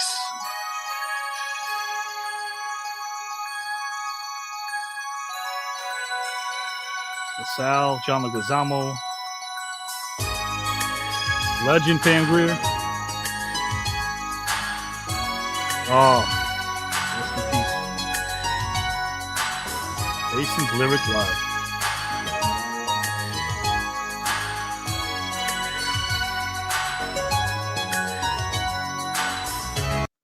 How do you do it? Jason Lyric Live, New Jack. Like you just do anything you want to do it well.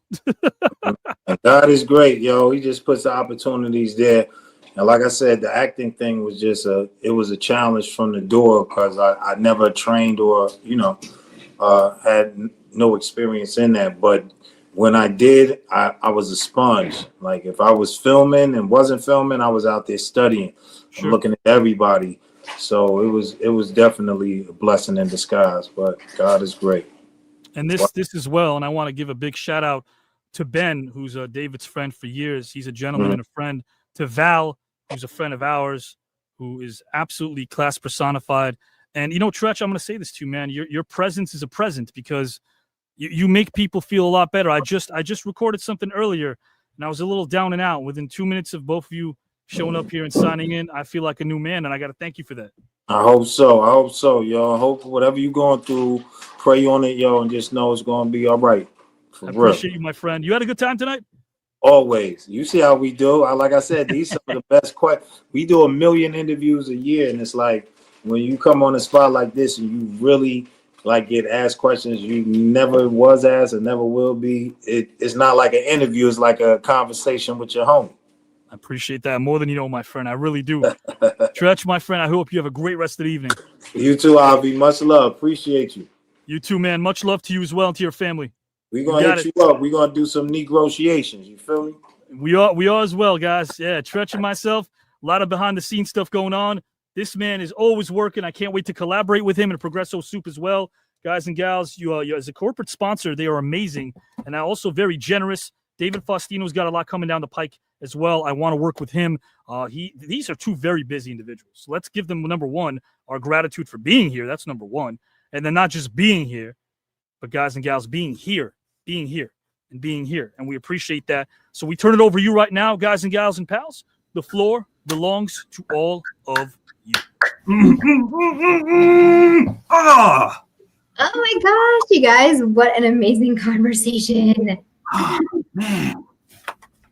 I really enjoyed how we took every aspect of both of their careers and melded them together. Yeah. It was really great to see them speak about each part of their lives, of their career, how they fit together, the similarities, the differences. There's comparing, there's contrasting. It was really, really beautiful to watch them as they took this challenge on head on, and they ran with it. They were super present. They really wanted to hear what each other had to say, and they're big fans of each other as well. And I think that really helped a lot with the chemistry and the bond that they had tonight. What do you think, Miranda? I thought it was so amazing. Oh my gosh, the way that they spoke about hip hop, it blows my mind. They have so much in common. It's so obvious that they had an amazing bond on screen with Avi as well. And I was just so excited to hear more about their lives, their personal lives, their experiences. This was a really, really fun conversation. Awesome. It was. Howard, what do you think? Treach! David Faustino! Everybody who is watching, just 3 times. Let's just go hip hop hooray! Ho! Hey! Ho! Hey! Hey. Yes! Yes! Oh my God! First of all, yes, Giselle, their chemistry was amazing. How they were fans of each other, and realizing that, and them realizing that here in this moment is just freaking awesome. Yes, Miranda, they definitely like how they went into hip hop, the history. I mean, Treach, letting David know like you are part of hip hop history. You were that. You're now going into like the hip hop history encyclopedia, for his contribution. Mm-hmm. And God, on a personal level, I mean, I was talking about it tonight on my live. Like, I remember as a kid listening to OPP and just writing down the lyrics. I'm like, this is the most amazing thing in the world. Is there a particular lyric that really spoke to you from that song? Let's see. I would say, great question, Giselle. I take it, the way he used the phrase, he just says, OPP, how can't I explain it? I take it frame by frame it. And I always thought that is genius. Kind of, what? Like 11-year-old brain Howard's like, wait, what? So yeah, I mean, Miranda or Giselle, any particular, and by the way, Avi, freaking awesome. Oh my gosh. Just how he interweaved everything. I got the words, but I was going to ask you guys a particular song that you guys like, or anything that stood out tonight, Giselle or Miranda. Well, the fact that they're both fans of each other really stood out to me. I just love that they both were complimentary of each other. And then David even says that he spins Treach's, albums when he does DJ work, and that he plays Naughty by Nature all the time. So I thought that was so awesome that he incorporates Treach into his DJ routine, and now he's actually gotten to have a whole conversation with him. And also, Treach watching Married with Children and everything like that, and saying also that hip hop does not have color. It's for everyone. It's accepting of everyone. I thought that was so beautiful. Yeah. And David Faustino was really, really interested in knowing how Treach learned storytelling, who he studied with, where did he study, was there someone on the East Coast he studied with? You could see that he wants to learn from everyone, and that spark and that passion are still there. He always has a love for storytelling as well as hip hop. It's ingrained in him. He can't escape it at all. No. I think my favorite part tonight was Treach's answer and reasons for choosing Papa Smurf. Is that hip hop? Yeah, about his mom too. Yeah, that was so freaking sweet. I love that. That was beautiful. Could there Guys be and gals a better and pals, what a night, what a night, what a night, what a night, what a night, what a night, what a night, what a night, what a night, what a night. What a freaking night. We live in a gaslit era. This I dare you. Let's immortalize the TKN snacks like a giant old milk dud that can't be topped by gems provided Faustino, otherwise known as Bud. TKN hosts are now in the house, so watch them stretch as they give it up to the legend known as Treach. No juice or gin needed. Give it up to the engine right now, guys and gals. Yeah, what? Oh my gosh, an impromptu Avi rap. Can this night get any better? Like this. Ooh, I don't know. It was already so good. They were incredible on just every topic, really. And I think in the second topic, Treach being succinct actually served him very well. In this, it doesn't always. We've seen it a few times. We've seen it with Raven in round one, but there are some topics where you can say a lot without saying a lot, where you don't need to be verbose, where you don't need to be wordy, where you can get your point across, and it's simple and it's clear and it is the best explanation possible. Miranda or Howard, do either of you have any memories of that happening in this competition?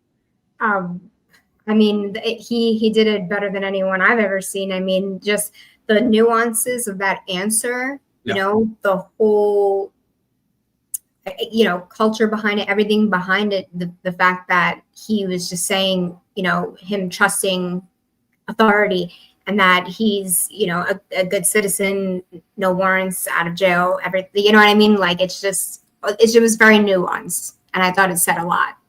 Yeah. I mean, in terms of being succinct in this competition, I mean, the one I remember that comes to mind is if we remember the famous Raven, the nature of consciousness. I think that it's record time. He explained a really complex topic, a complex theme, and I think he did a good job. Yeah, less than a minute, and then we all know the famous expletive that Ryan Cabrera, uttered. But I mean, to his credit, it was an amazing moment, nonetheless. Good comment there by Matt Cannon. When did Avi turn to Yanni? He's talking about the Avatar. We can laugh at ourselves, guys and gals, and I love this comment, guys and gals. When did Avi turn into Yanni? I don't know, but your comments ain't old school. I appreciate them like a distinct dinosaur named Barney. And guys and gals, Matt Catter's in the house. He flows like a Brasco named Donnie. Right now we got Giselle, which is swell. Howard Collado. We got Miranda. We don't have to vote. You know why, guys and gals and pals? Because it ain't no mystery right now. The mystery becomes history. Tech problem arises again. We bid adieu to our mystery participant, guys and gals and pals, but it's a tournament after all, which means Faustino and Treach move on to round number 3. Yeah. However, as we know, there are eliminations. We see them happening every single week. You do not want to miss our outro, because our outro is going to let you know what we got coming up next. And as you know, not many competitors are left in this tournament. You may see Miranda and Phil in their next matchup. That might be announced. You might see guys. And by the way, is Miranda, is she doing okay? Last Wednesday, you were kind of like, I don't know, you weren't doing so swell yourself, Miranda. You okay right now? You're fine? Yes, I don't want to get into that. I enjoyed the night. I'm doing better, but it's difficult. It's really difficult to think about it. If you guys don't know what I'm talking about, all you got to do is watch Wednesday nights, 8 p.m. Eastern Time, The Black Box on this very YouTube channel, because expect the unexpected over there. It's the Wild West of TKN. And I'll tell you what, Miranda and Phil, quite the story going on over there. And I'll tell you what, there's no doubt about the fact that Miranda and Phil are at right now the apex of this feud, this match, this series that they're ongoing. How about Howard Collado? We're going to find out what's going on with his tournament matchup as well. And, of course, guys, Giselle's a third rounder. King of Thunder shouting you out. Joe shouting you out as well. D-Man, Wednesday is the TKN Wild West. Speaking of D-Man, guys, we have an amazing group of judges who've now become participants. Yes, they are, because they are competing in their own tournament called the Tournament of the Judges. We got Dakota, we got David, we have guys and gals and pals, Julio, and we have Sebastian. They're all part of this thing.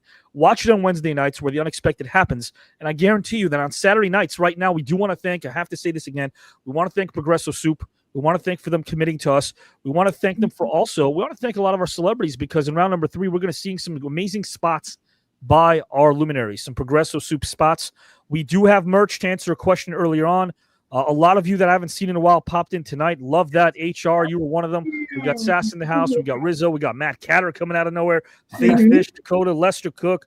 All of you here. Bethany, thank you so much for being you. Chad and his amazing daily posts. But remember, merch coming down the pike very, very soon after round number 2.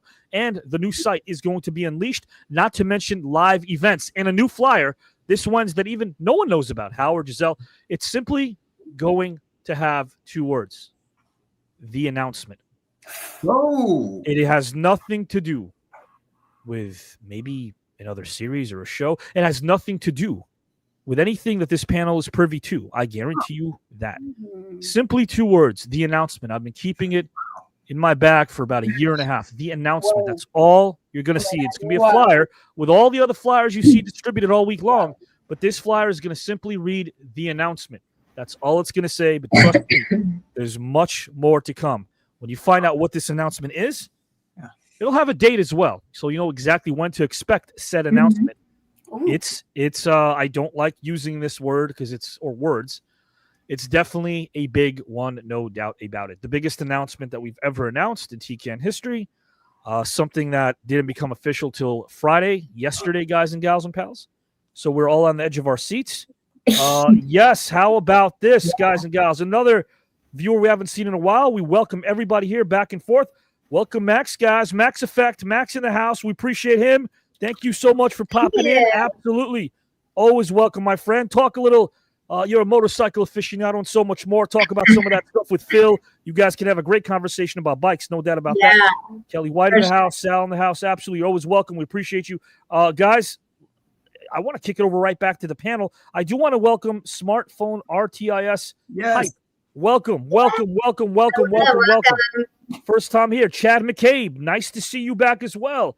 Guys, do this every Saturday because this is absolutely free. Allison, you know the deal. Every single Saturday night is absolutely free. We give you philosophical fun, endless edutainment, and provide you with, as of now, 157 Hall of Famers from the world of sports, music, and wrestling. Not to mention Olympians, Oscar, Grammy, Tony, Emmy, Golden Globe, AMA, and WGA Award winners and nominees. Guys and gals and pals, it's not merely about the prize. All we have to do is look in their eyes and see that they are always going to take in the surprise when they see each other, and also understand that the topics are going to be hard-hitting. They're going to be challenging. They're going to take them places they never really went to before. But when strangers leave as friends, it's all worthwhile, which is why they all want to win this thing. Do we hear Treach? Do we hear Faustino? Even after the match, David Faustino goes, just to let you know, here's my wraparound, by the way. I'll come full circle and remind you, Treach ain't going to Greece. How about that? But what about a rematch, guys? If they're both in round 3, could that happen? Could that happen? Can we see these two again? Do we want to see them again? Do we want to see fresh matchups? Yes. Let's ask Eric. Eric, do you want to see some fresh matchups in round 3? Or since they're both in round 3, would you want to see a rematch? Well, I'd like to see different people's perspectives. Are you going the rematch route? Would you like to see different matchups? Let's ask the panel right now, starting with Miranda. If you had a chance to see David Faustino in a different matchup with a different third rounder, would you go that route? Or would you want to see a rematch in round 3 between Faustino and Treach? That is tough because I would love to see them together again. I mean, seeing fresh, matches is great too. Obviously, I love seeing people match up with different people, and then especially from different walks of life. But this was an awesome conversation. I think I would have to go with. I actually do want to see them back again. You know who we're seeing back again? Spanish Angel Miguel Torres. Yeah, we're seeing it again. He's in the house. We can't wait, guys and gals and pals, to welcome you because you're the engine that makes this thing go, as you know. Matt Catter, that might be a great matchup. You're right about that. Eric, absolutely. Expect the unexpected, says Bethany. We appreciate Bethany with her great energy. Howard Collado, rematch route, maybe not just an exclusive question geared towards Treach and David Faustino, but would you want to see a rematch between some participants in round number 3, or would you rather go the fresh route and see everyone sort of mixed up with new competition? Man, good question. I think I want to see new competition. I think I want to see some new blood, some new fresh answers, some new perspective, different combinations of people. Again, think about the amazing first round match that Treach had with Tom Holland and Don Most. It's a great matchup, right? Different walks of life, and look at that amazing matchup. Much love to you too, Chad McCabe. Thank you for joining us. Willie Wilson, great greeting, Max. Everyone greet Max and everybody else who's coming here right now in the comment section. We appreciate your arrival and being here and commenting and saying really anything that's on your mind. Julio TKN segment, Hip Hop Corner with Treach, David, and Ryan Master. Thank you so much for that. Not get it twisted. Treach is the Ryan Master. Chad McCabe, fan versus fan, let the inmates play in the asylum. We kind of have something like that because if you're into that, Wednesday night, Tournament of the Judges, they started out as engine members, and now, of course, then they graduate to being judges. You never know when you sign up for this, guys, what might come down the pike for you. You never know. We got the free workshops. It was fun workshopping with the team last night. And, of course, this particular team, guys and gals, the advanced group known as the TKN hosts, they're workshopping every single Monday. So there's a lot going on. But, Howard, you were right. Don Most, Treach. I mean, think about this. And of course, Tom Holland. Yeah. If you can never write a reality show better than that first-round matchup between them. Yeah. Can you imagine a segment where they're all, like, living together for 30 days and they're going to the supermarket? Yes. I was just thinking that. Can you imagine that, like Tom Holland, Don Most? Yeah. Tom Holland just has like Chucky. Hey Treach, we already have salted pretzels. Man, you don't have golds though. Golds is the shit. You know that? That's what I talk to you about foul language here, right? So you never know what combination of what trio of competitors you might see in the same room, and they left as friends. That's the beauty of it. They left as friends. They never met each other, didn't know anything about one another. That's the truth. And then they met each other as friends. Legends from music, legends from TV, a legendary film director, and like that's the stuff. That's the stuff we come for. Now, Giselle, my question for you is this: what about the dynamic we had tonight between Treach and Faustino, two that knew each other well, but didn't know each other? They knew each other's names. They knew each other's resumes. How interesting was it to see them, of course, in the competitive spirit of the tournament, but how awesome was it to see them saying, man, you know, I'm finally glad we crossed paths. Oh gosh, that was amazing. There are always people in this industry, in this business, that you want to meet, that you want to work with for whatever reason you have. You've admired something they've done in the past. You've heard nothing but good things about how they act on set or on stage. They have character. They have a really great working relationship with anybody.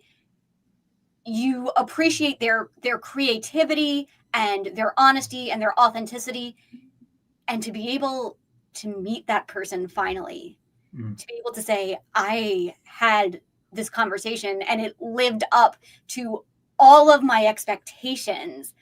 That is a gift that is so rare in this world. It is absolutely wonderful that they were able to connect in this way, and they left knowing more about each other. They left as friends. I can imagine that they are going to want to even further that connection and deepen that connection. And Miranda, wouldn't you say that's one of the best things that we do here at TKN is we foster those connections?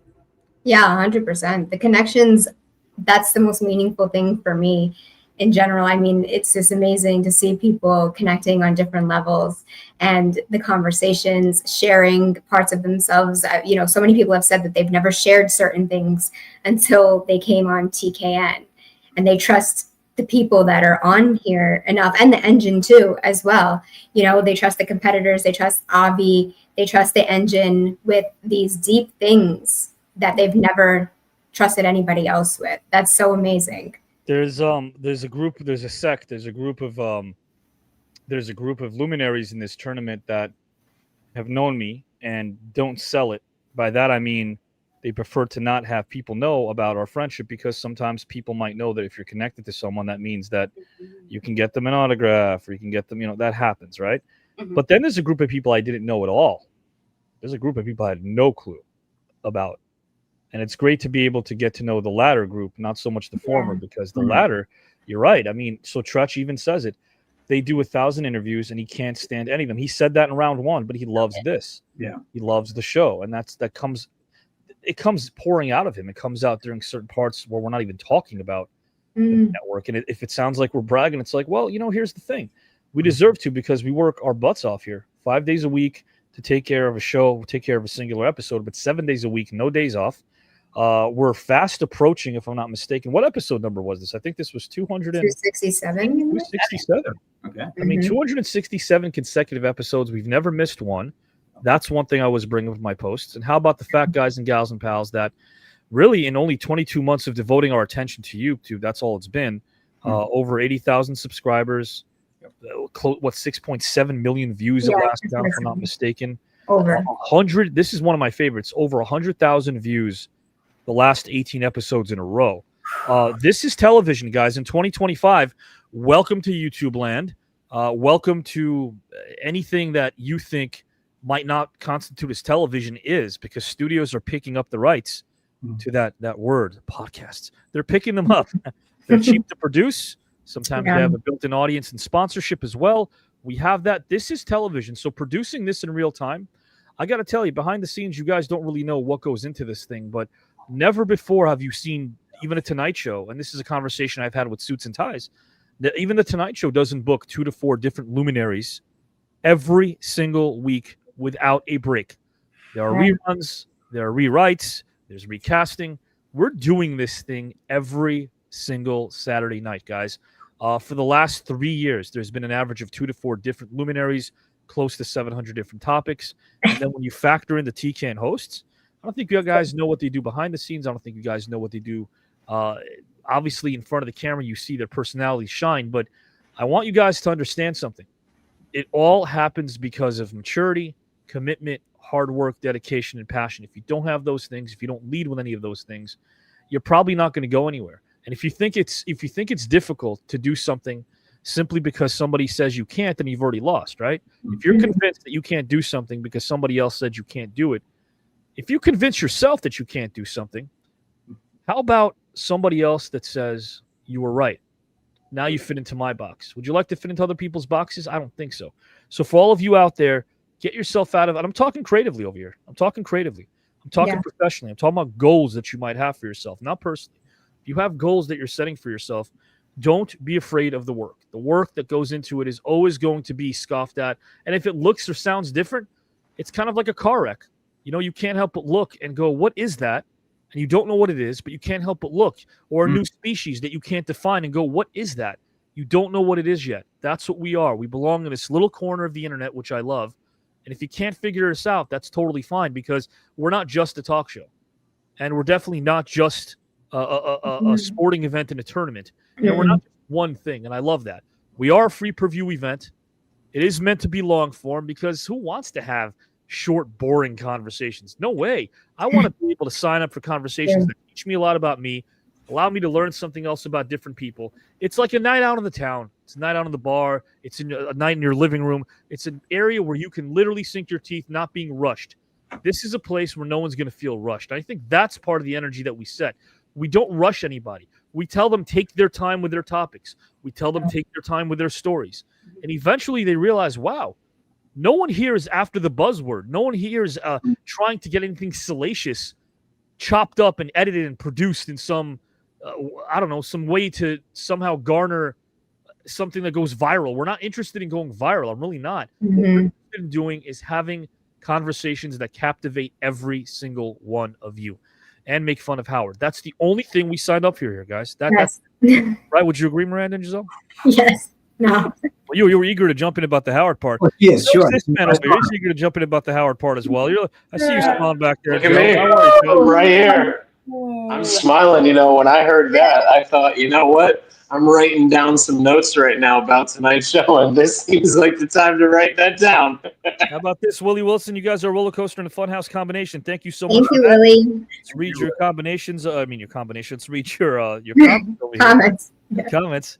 Hello, King of Thunder. Shouting out Miranda. Lester King Cook. of Thunder. Hi. The best thing on YouTube. Thank you, Lester Cook.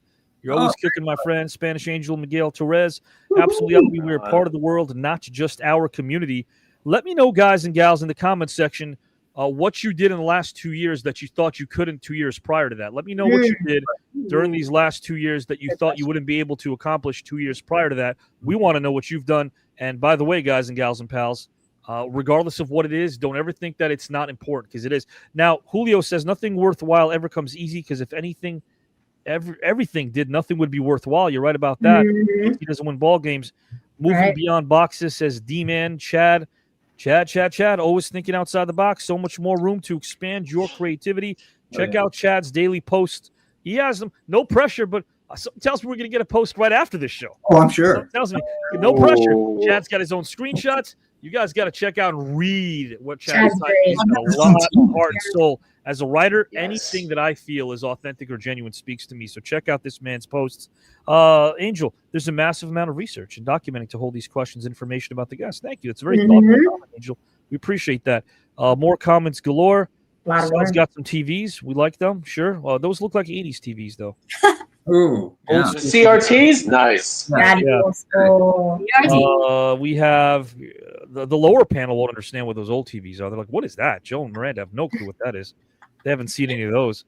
The youngsters here. As a great man once said, it's not about who you know, but if those you know are willing to say they know you. Thank you, Julio. Appreciate that quote. Nice. Thank you. Appreciate that you remember that. Yes, those interviews are only interviews, so Treach is right. These debates are not interviews. Thank you. Thank you, Dakota, for those kind words. Guys and gals, before I turn over to the cast, I still want to read a couple of your comments. Bethany, that's awesome. I'm glad they trust us that much. Therapy for them as well. Yeah. Bethany, do you ever feel like sometimes when you're watching one of these shows, like it's maybe not so much a therapy session, maybe it is, but some sort of a group session? How would you word that exactly? I would like to think that maybe this is sort of the cool classroom that we're all a part of. We all get a chance to stand in front of the blackboard and teach. Of course, Giselle and Howard and Joe and Miranda, we all get a chance to listen, learn, teach. It's like the class you never wanted to cut. That's what I was hoping for anyway when I started this thing. Eric, we're hopeful here that everyone here will extend an olive branch to each other. Now, that's an interesting question. So I don't know what you mean by we're hopeful that everyone extends an olive branch. The way I look at it is this. I think if you don't hope or expect for an olive branch, you're probably going to get one in life. But I think if you're hoping for one, or if that's your goal, if that is your goal, if you want to get an olive branch from someone, maybe you don't want to set yourself up for false expectations or hope. And that's not you, Eric. I'm not even saying you. What I mean is your mindset. If your mindset is to have someone give you an olive branch, I don't know necessarily if that is going to be rewarding for you in the long haul, right? Paying one's dues. And I'll give you an example, Eric. So when I started things out 5 years ago, man, oh man, Howard and Miranda, remember this during the early days, no one was watching our show. I'm going to say that live. No one was watching our program 5 years ago. Just a StreamYard duck. Yeah, let me pull up the StreamYard duck. Where's the StreamYard duck? I can't even see that. Yeah, we had nobody watching our show, and we were still having conversations with each other, and it was a beautiful thing. And Eric, I love your intelligent comments. You have a lot of insightful comments, and you add so much. But I'll tell you, if you're able to do what you love without worrying about that proverbial pot of gold at the end of the rainbow, you'll be the richest person alive.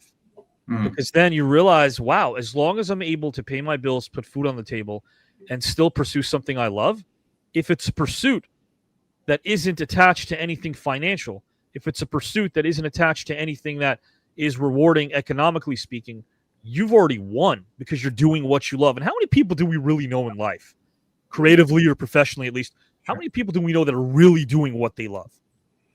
True. Maybe Joe and Miranda. Too few. They're 22, 23. They're young. But Too few. Us old timers in the top row, I mean, that's a different story. How many people do we really know that are doing what they love? Maybe less than a handful. Yeah. Yeah. Oh, yeah. Thank you, Sal. Happy we stuck with you guys. Yeah, We're thanks, gonna stick Sal. with you guys as well. Yeah, we're going to stick with you guys as well. And there are good opportunities here. There really are. There are opportunities that are taking place behind the scenes. There are opportunities, of course, that are happening in front of the camera.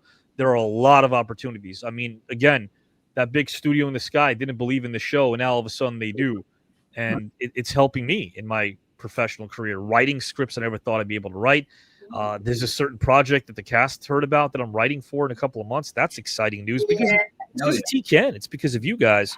I want to ask Joe, Miranda, and Giselle and Howard a question. And guys, our outro is coming up momentarily, but let me kick this over to Joe, who just joined us. Starting with Joe.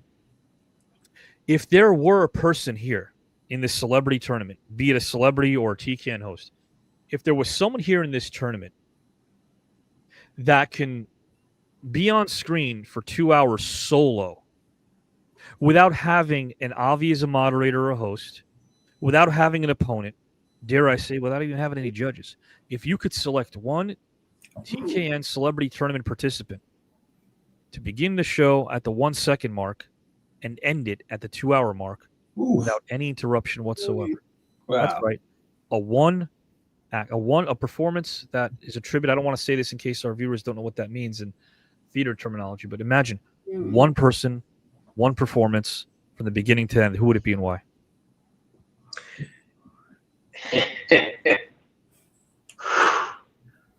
It would probably be Peaceful Pete Sharpie, because he has this ability to just get on screen and suck up everyone in and show people this is what's going to happen, gets them interested in what he's doing because he has an air of mystery.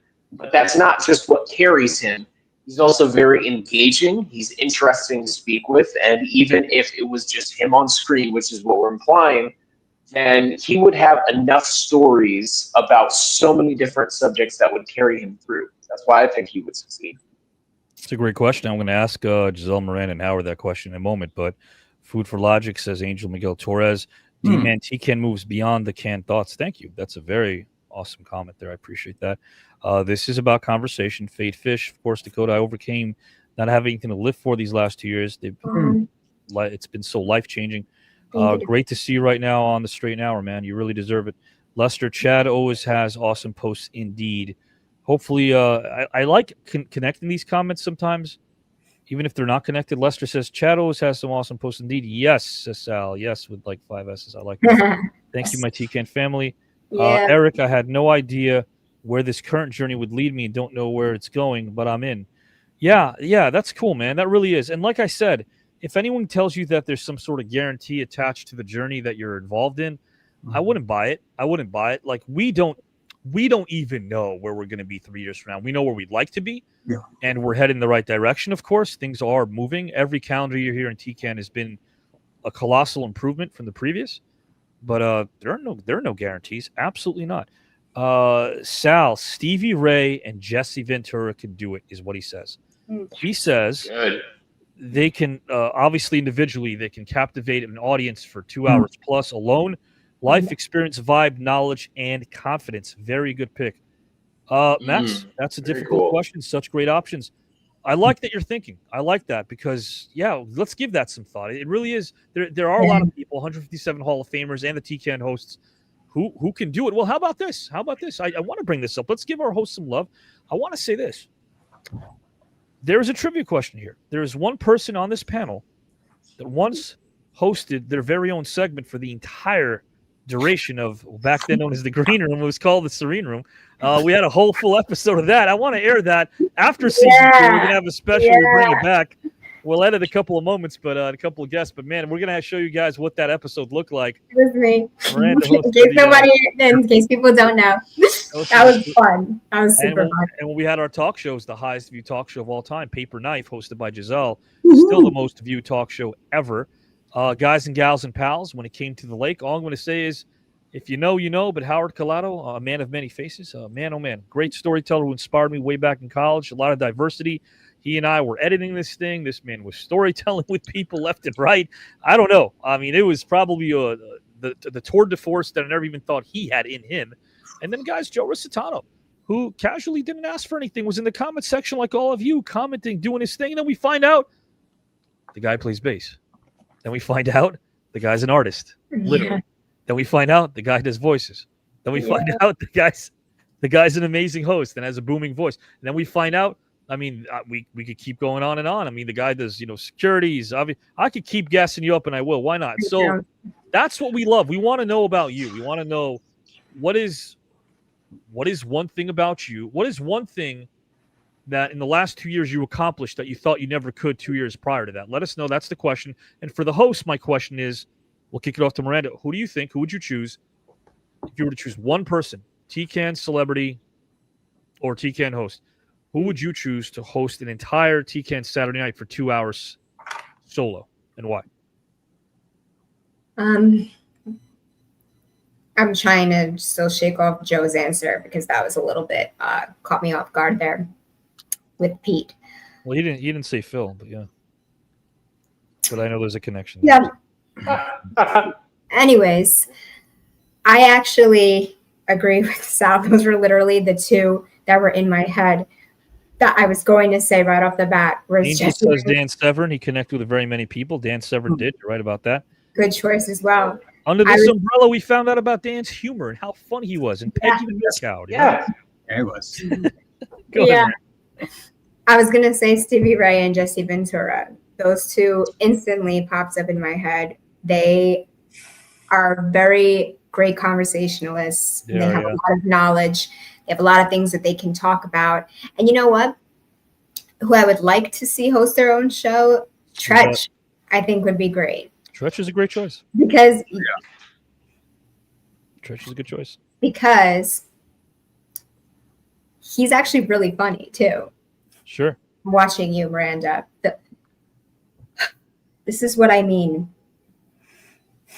You mentioned Pete, then Phil pops up.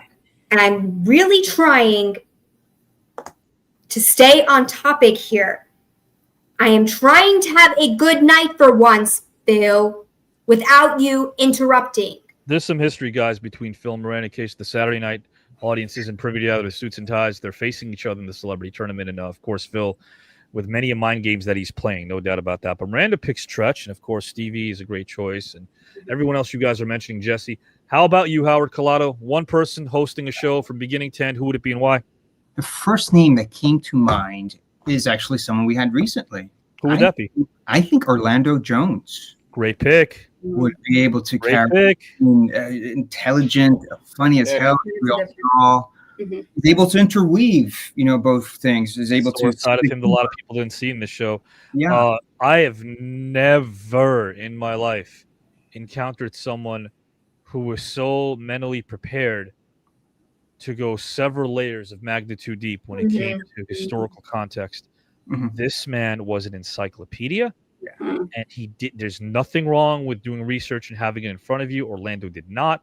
Orlando was able to go 17th, 16th century. We were able to go places with Brian Taylor as well, who's part of that amazing conversation in his own right. Orlando is a very, very good option to pick. Guys, Eagle John, thank you, my friend. Been with us for such a long time. Eagle's got some incredible comments in the comments section. Has been with us for such a long time. Avi could have had Marcel Marceau on the show, and it would have been a great conversation with him. It's the host and the topics that bring up the guests. Thank you. I appreciate that very much.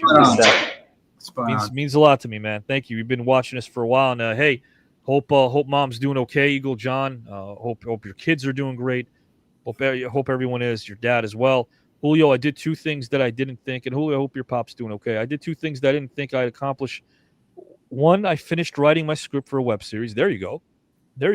That's what's up. Yeah. And the other, creating a project when I try to motivate and inspire people to pursue their passions. Hey, that's amazing. Already you won, man. Already those are two victories already. I'm sure other people are able to absorb what you're providing them. And if it's just belief, hey, that's all you need in this world. So thank you for giving people something they may not have had. Phil is playing mind games. Phil is, maybe a new nickname there for Phil. Phil is playing mind games. If you knew about, there's a famous Phyllis. Joe, do you know who that is? You guys know who that is? A famous comic? Phyllis Diller. She was the queen of mind games. Maybe that's what King of Thunder is referring to. Oh, yeah. Good stuff, Julio. Guys, we're going to keep reading some of your stuff. Eric is picking Gene Banks as somebody You know, I want to bring this up as well, guys. Oh, Gene was so good. This past Wednesday, a great segue before I kick it over to Giselle to see what answer she provides. But this past Wednesday, there was a episode of the Black Box, of course, that had a lot to do with Miranda and Phil. Of course, the Tournament of the Judges. We congratulate our victors as well, Dakota and Julio. But also the John Amos Cup. Because we're at the final lap of round number 2 and it's approaching real fast, we always said that even though no one will ever fill the shoes of John Amos, last time he was on here was with our very own Miranda and Tone Loke. We'll be seeing Tone in round number 3, now round number 2, so maybe round 3. But we also know, of course, that John passed on a couple of days after that very match. The last thing he ever said was, that goes double for you, Avi, when I told him it's an honor. John and I knew each other on a personal level, and I miss him. And the John Amos Cup is dedicated to him. Essentially, it allows only a couple of people that have been eliminated thus far, gives them another shot. One more shot and one more shot only. We voted on Wednesday. We voted. I showed you who was eliminated thus far. There's 2 waves of the John Amos Cup. One that'll be unveiled after round 2, since we have more people to be eliminated.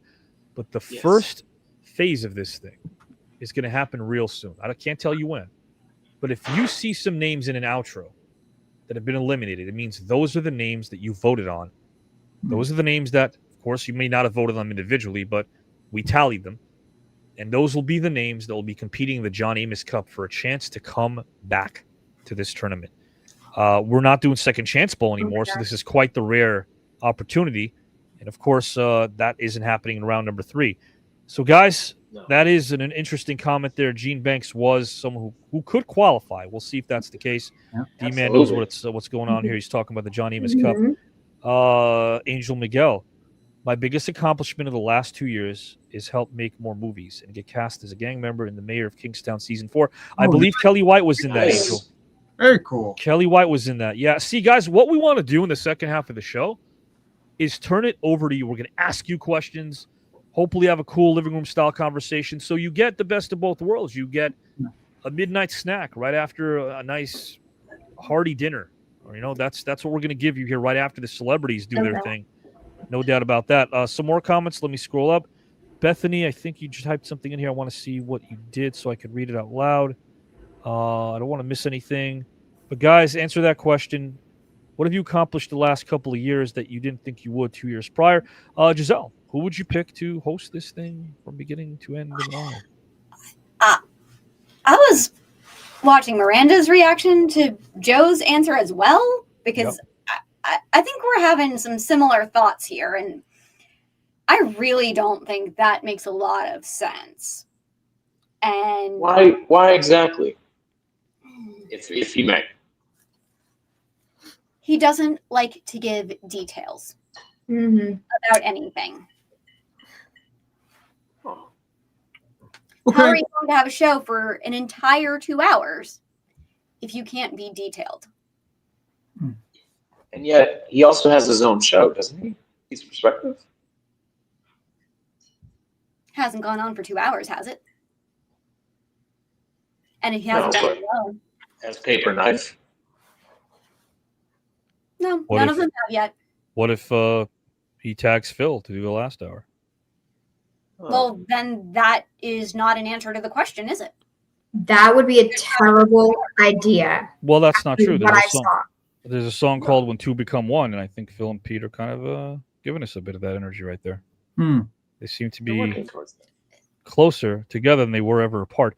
If you saw him alive, Eagle John. He's contending with a few other things. I want to see Eagle John's come. Might be showing my age. A lot of the youngins in here might not know who Marcel Marceau was. I do remember. He was a motivational speaker. He's a mime. Just kidding. Kidding. That was good, Eagle John. That was good. That's a good question for our younger audience. Do they know a bit about who John is referring to? But yeah, we like you guys answering those questions if you can. Guys, if you're interested in French mime artists and actors, then you got your answer right there. So appreciate that. Eagle John, you have an amazing story. Yes, you do. He does. So do you, Bethany. D-Man, I want to know what's going on with Phil and Peaceful Pete. And all in due time, I think we will. That's what it's looking towards.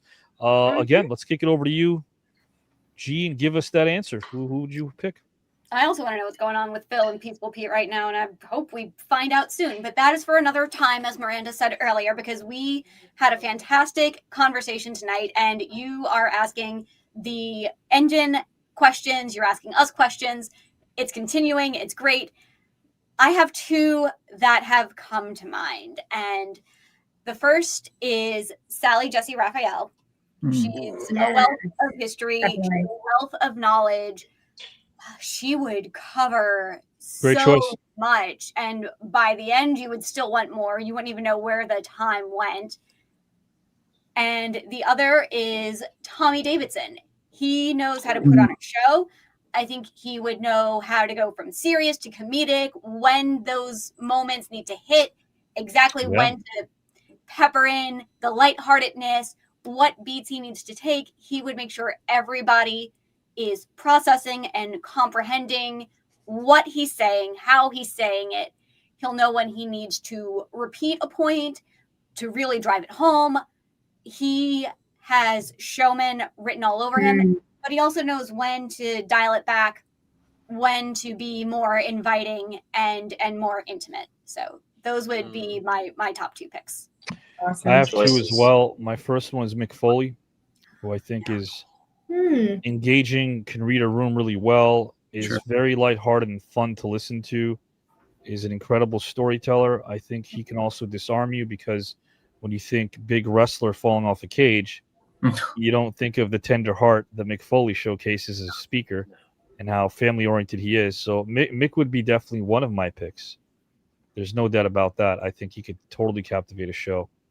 And then the other one I have, can you guys guess who it might be? It's probably not someone you might be able to guess off the top of your head, but you can try. You can try. If we're picking luminaries, of course. Is it Mark Metcalf? That's a good one, but no, but that's a good one. Definitely in my top 10, sure. Lenny Wilkins. No, that's a good choice, though. This is difficult. Mark Henry. A very good choice. Yeah. My top three. Mark Henry, I say yes to Mark Henry. I'm going to tell you guys who else. It was in the comment section. Stevie Ray. Oh, yeah, of course. Of course. Up close. See, I got you there because I know you wouldn't guess it, but I have to throw you a little monkey wrench there so you guys would think there's an obstacle in your way. But no, there's Stevie, a big brother of mine, and I've seen the man do things in person that some of you may not have.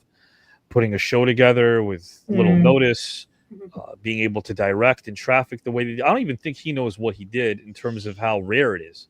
I don't think he knows how special what he did was when we worked together in Vegas 6 years ago.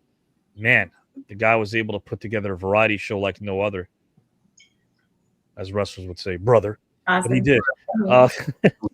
Had to rhyme other with something, so I went brother. I didn't know Sally was a teacher. Yeah, and how about this?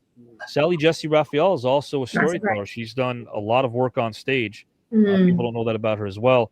She once, how about this? She once realized that there was a $500 disparity between her and her fellow talk show hosts when she was working in Puerto Rico. And this is during the 60s. She was getting paid 50 cents a week. Which, back then was still 50 cents. Jesus Christ. I don't want anyone to go, well, wait a minute. Wasn't that the year? No, listen. Back then, it was 50 cents a week. Still 50 cents. You could barely do anything with it.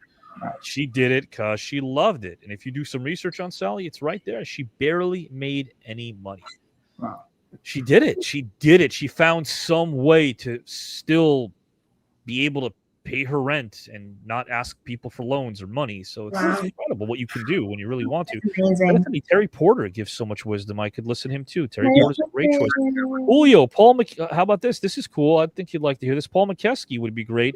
And Bob Rathburn, Bob Rathburn, of course. Mick, yes, another one. He has amazing stories. He's in round number 3, Bethany. We'll see him soon. Seen all his documentaries. Sally's already proven she can captivate a show. Yes. Her track record. Yeah, there's that. I have another one. Yeah, I'll go back to you because I want to hear what you got. Chad says Raven. Raven's a great one. Oh, Raven. Oh, that's interesting. Perfect choice. One of the most honest people you can listen to. Cactus Jack. Mick Foley's a teddy bear. No doubt about that. Mick is an awesome pick, too.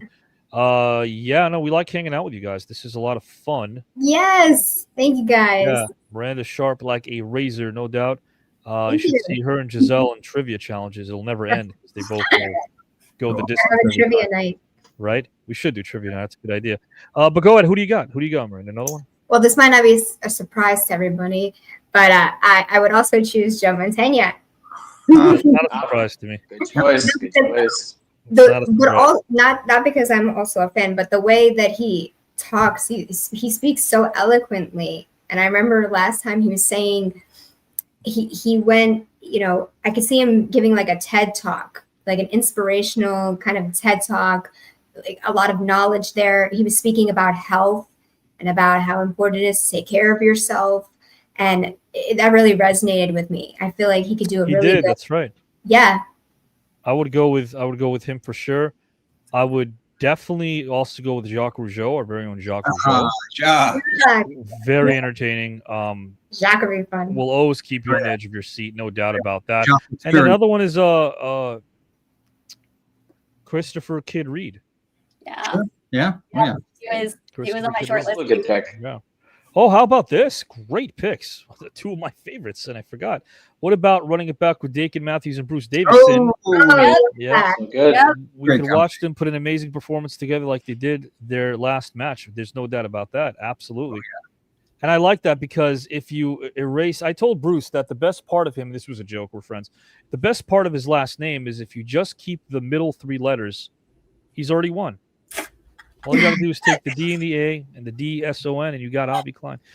Jacques Kornemic is another good one, honorable mention. Those guys were amazing. Guys, going back, I always loved your conversations. Thank you with Del Wilkes. Eagle, John, thank you. Thank you. You're going to be seeing more of Del as has become a tradition annually after each round of the tournament. We've only finished one round so far. We haven't finished round two just yet, although we are real soon. After round number one, if you recall, we had Del time. We were reliving moments of unmasking the truth with Del Wilkes and Avi Klein. You're going to be seeing us running that back again. Those ripped me apart in ways that needed to be ripped because they reminded me exactly of the person we lost. He was such a dear friend. He was someone, and when he passed between the two of us, Eagle John, if I could talk to you directly, when he passed, there were a lot of people that didn't know him as well as they said they did, and everyone's talking in interviews, and I didn't want to be interviewed. I don't ever like to talk, like even with Tom Sizemore. Let me share something with you guys. I had a social media team. Some of you on screen know about the social media teams that we've had, and they all said, you should tell the world that you have the very last recording of Tom Sizemore. It's when he says in the RIP video, this is interesting. Nothing's ever happened like this before. I'm all yours, bro. He got into a coma. He went into a deep coma the next day. John Amos, last recording, of course, as I brought it up. I don't advertise that. You'll never see a video that says last recording ever of John Amos or Tom Sizemore. I'm not interested in that. I don't want that to be what we do. Let everybody else in internet land do that. And hey, maybe they'll be successful in their own right quicker than we are. But I'm not here to win some sort of a race. I'm not here to bastardize some people's name or profit off of them just because I knew them. Or that's not what we do here. But I want to honor Del, and we're going to continue honoring Del. And you know what, Eagle John? I'll tell you when to wish Del a happy birthday. It's going to be next month, December, is Del's angel date for his birthday, and we'll wish him happy birthday. Thank you so much. Thank you, Angel Miguel. I appreciate that. But I would definitely say that might go to a few people we have here. Teddy Long is a smooth operator. Michael Cooper's a smooth. We got a lot of smooth operators over here. There's no Joe Rositano. Our very own Joe Rositano's got an incredible voice. So we have a lot of them. But guys, speaking of a lot and speaking of a lot of them, you're going to be seeing a lot of our second rounders, although there aren't too many left right now in our outro. It's outro time, guys and gals, and that means if you watch our top 10, certainly you'll stick around for next week's matchup. We're going to find out in real time who is next. So everyone, if you can, it's drum roll time, number one. And Howard, according to you right now, I have a question for you. You ready for the question? Let's do it. What time is it? Outro time!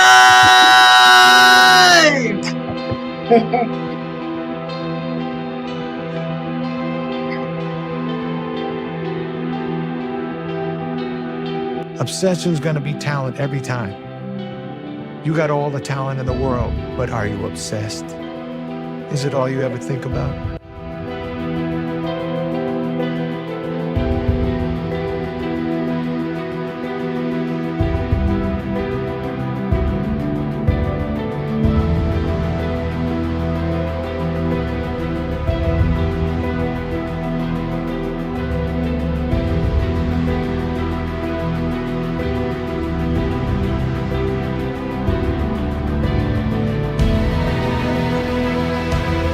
Well, I'm going with the same thing that I've been in all my life, professional wrestling.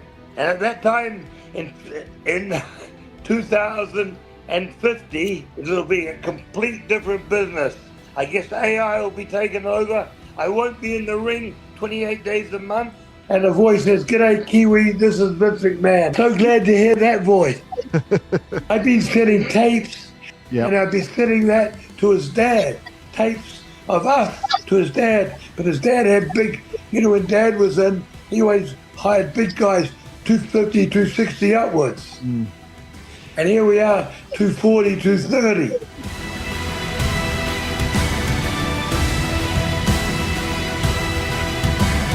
No, I took a lot from especially one of my coaches in college, this guy, Doug Scoville. He was a magician with offense. I mean, he knew, I learned more from him than I did in my whole career.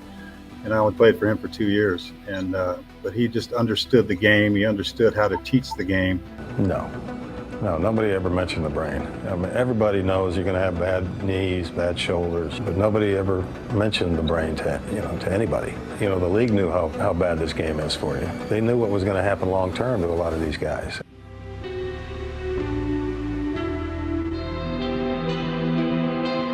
Just didn't know what I wanted to do with my life, so I just enrolled back in summer school, started learning, started figuring out what I wanted to do, which led me to go in sports education.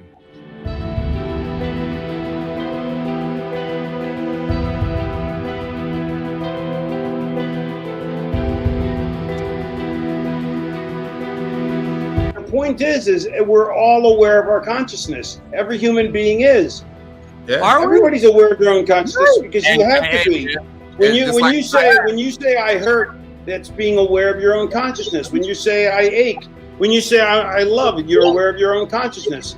You're thinking, I think, therefore I am. What people think of, people think of Fidel Sierra, they think of him as an enhancement guy or whatever. He was a hell of a worker 25 years ago. I mean, and so it's a shame that people don't see that. People only see, the later on incarnations of people.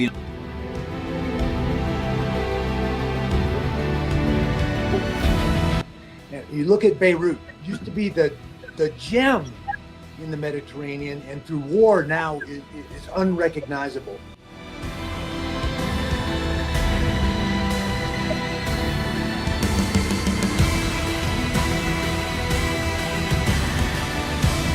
I mean, he was actually in 4 Rocky movies. We're talking about Carl Weathers, a great actor who works to this day.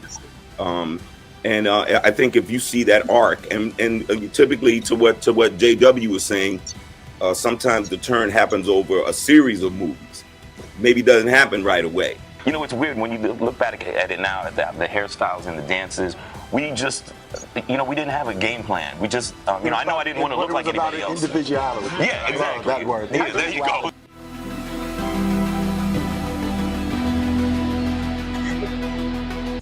As a skater, music would give me these highs and lows, and we performed in music. So you're always feeling something. And so listening to just comedy and laughter kept everything loose for me. So I was ready to go and compete.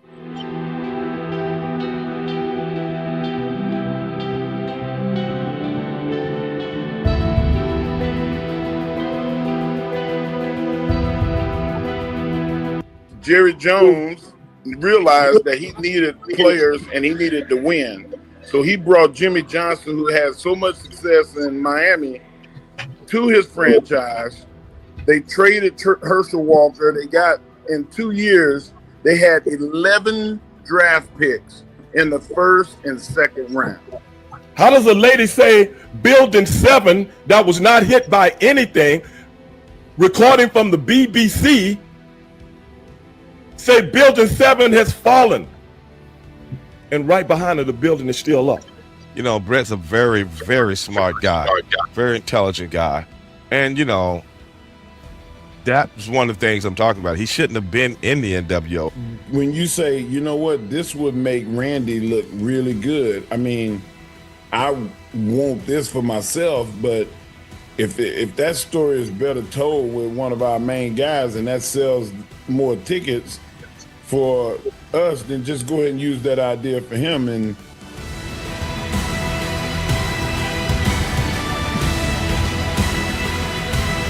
I'll tell you what the scariest thing at the league was.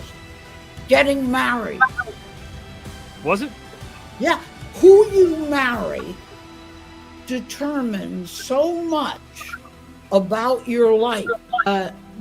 They had the idea at Pix that if they could only make me into a blonde, long blonde hair, beautiful starlet look, looking up to a man, that would work very well. Obviously, it didn't work very well. I mean, I thought I lived through the civil rights movement of the 60s. Well, apparently nothing was accomplished, because all this time from the 60s to today seems like we haven't even made a step forward now. I'll say this too about if we go back to bin Laden, why haven't we indicted him? That gives us reason to go get him. We haven't indicted him. The government has never come forward, convened a grand jury, presented one shred of evidence that he did it officially, and get an indictment. So you don't believe he was behind it either? I don't know. But my government's lied to me so often, they've lost their credibility with me, George.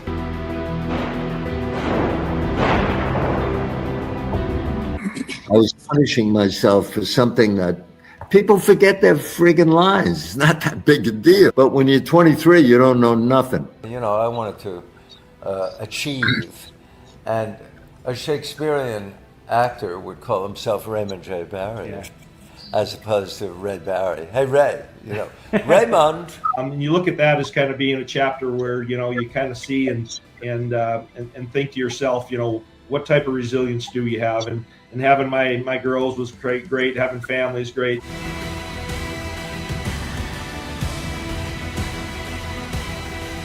you're making me really feel like I did something in life, and I'm still not finished. But I'm here to win this entire TKN celebrity game. I'm the champ already.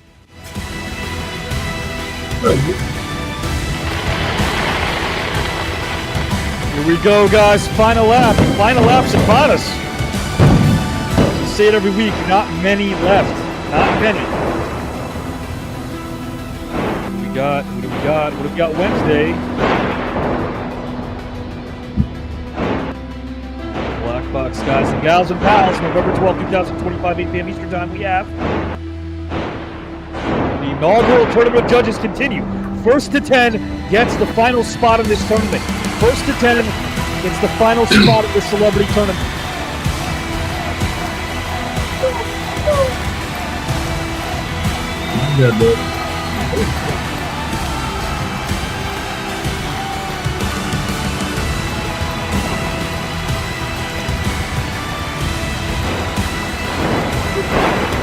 Here we go. What do we got?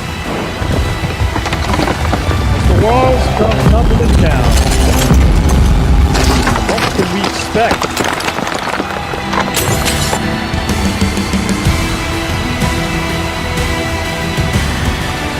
Will 3 times be a charm, guys and gals and pals? Will 3 times be a charm? I just talked about it all week, didn't I? The John Amos Cup, Phase 1, next Saturday, the John Amos Cup, complete with John Amos tributes. Aaron O'Brien, one last shot, one last.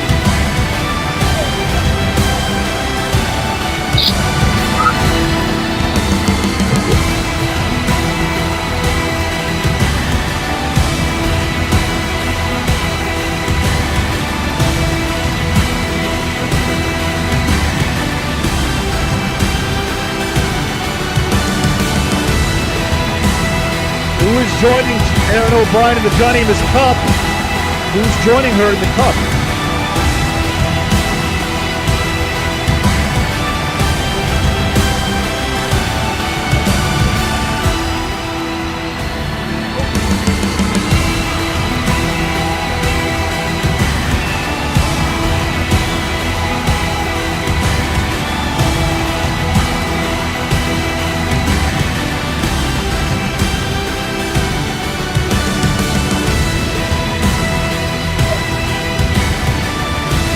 What a solid choice, guys. Thumbs up to that. What a solid choice. Gene Banks.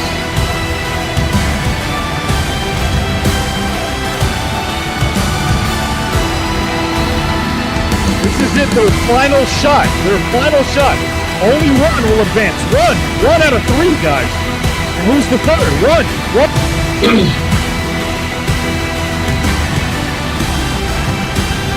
We're going old school TKN here, guys. Roman Kennedy. We got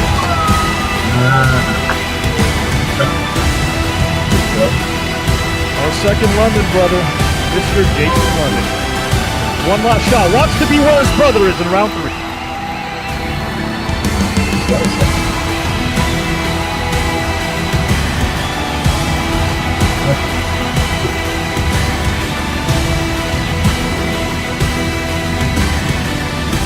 Back a year after he's been eliminated. A year after he's been eliminated when round 2 began.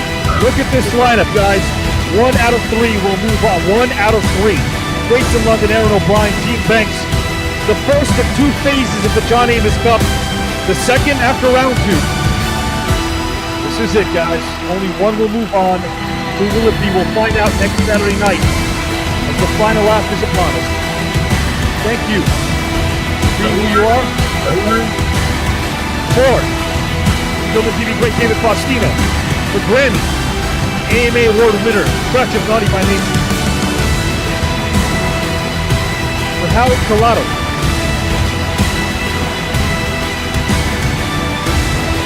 Joe Licitano. For Giselle.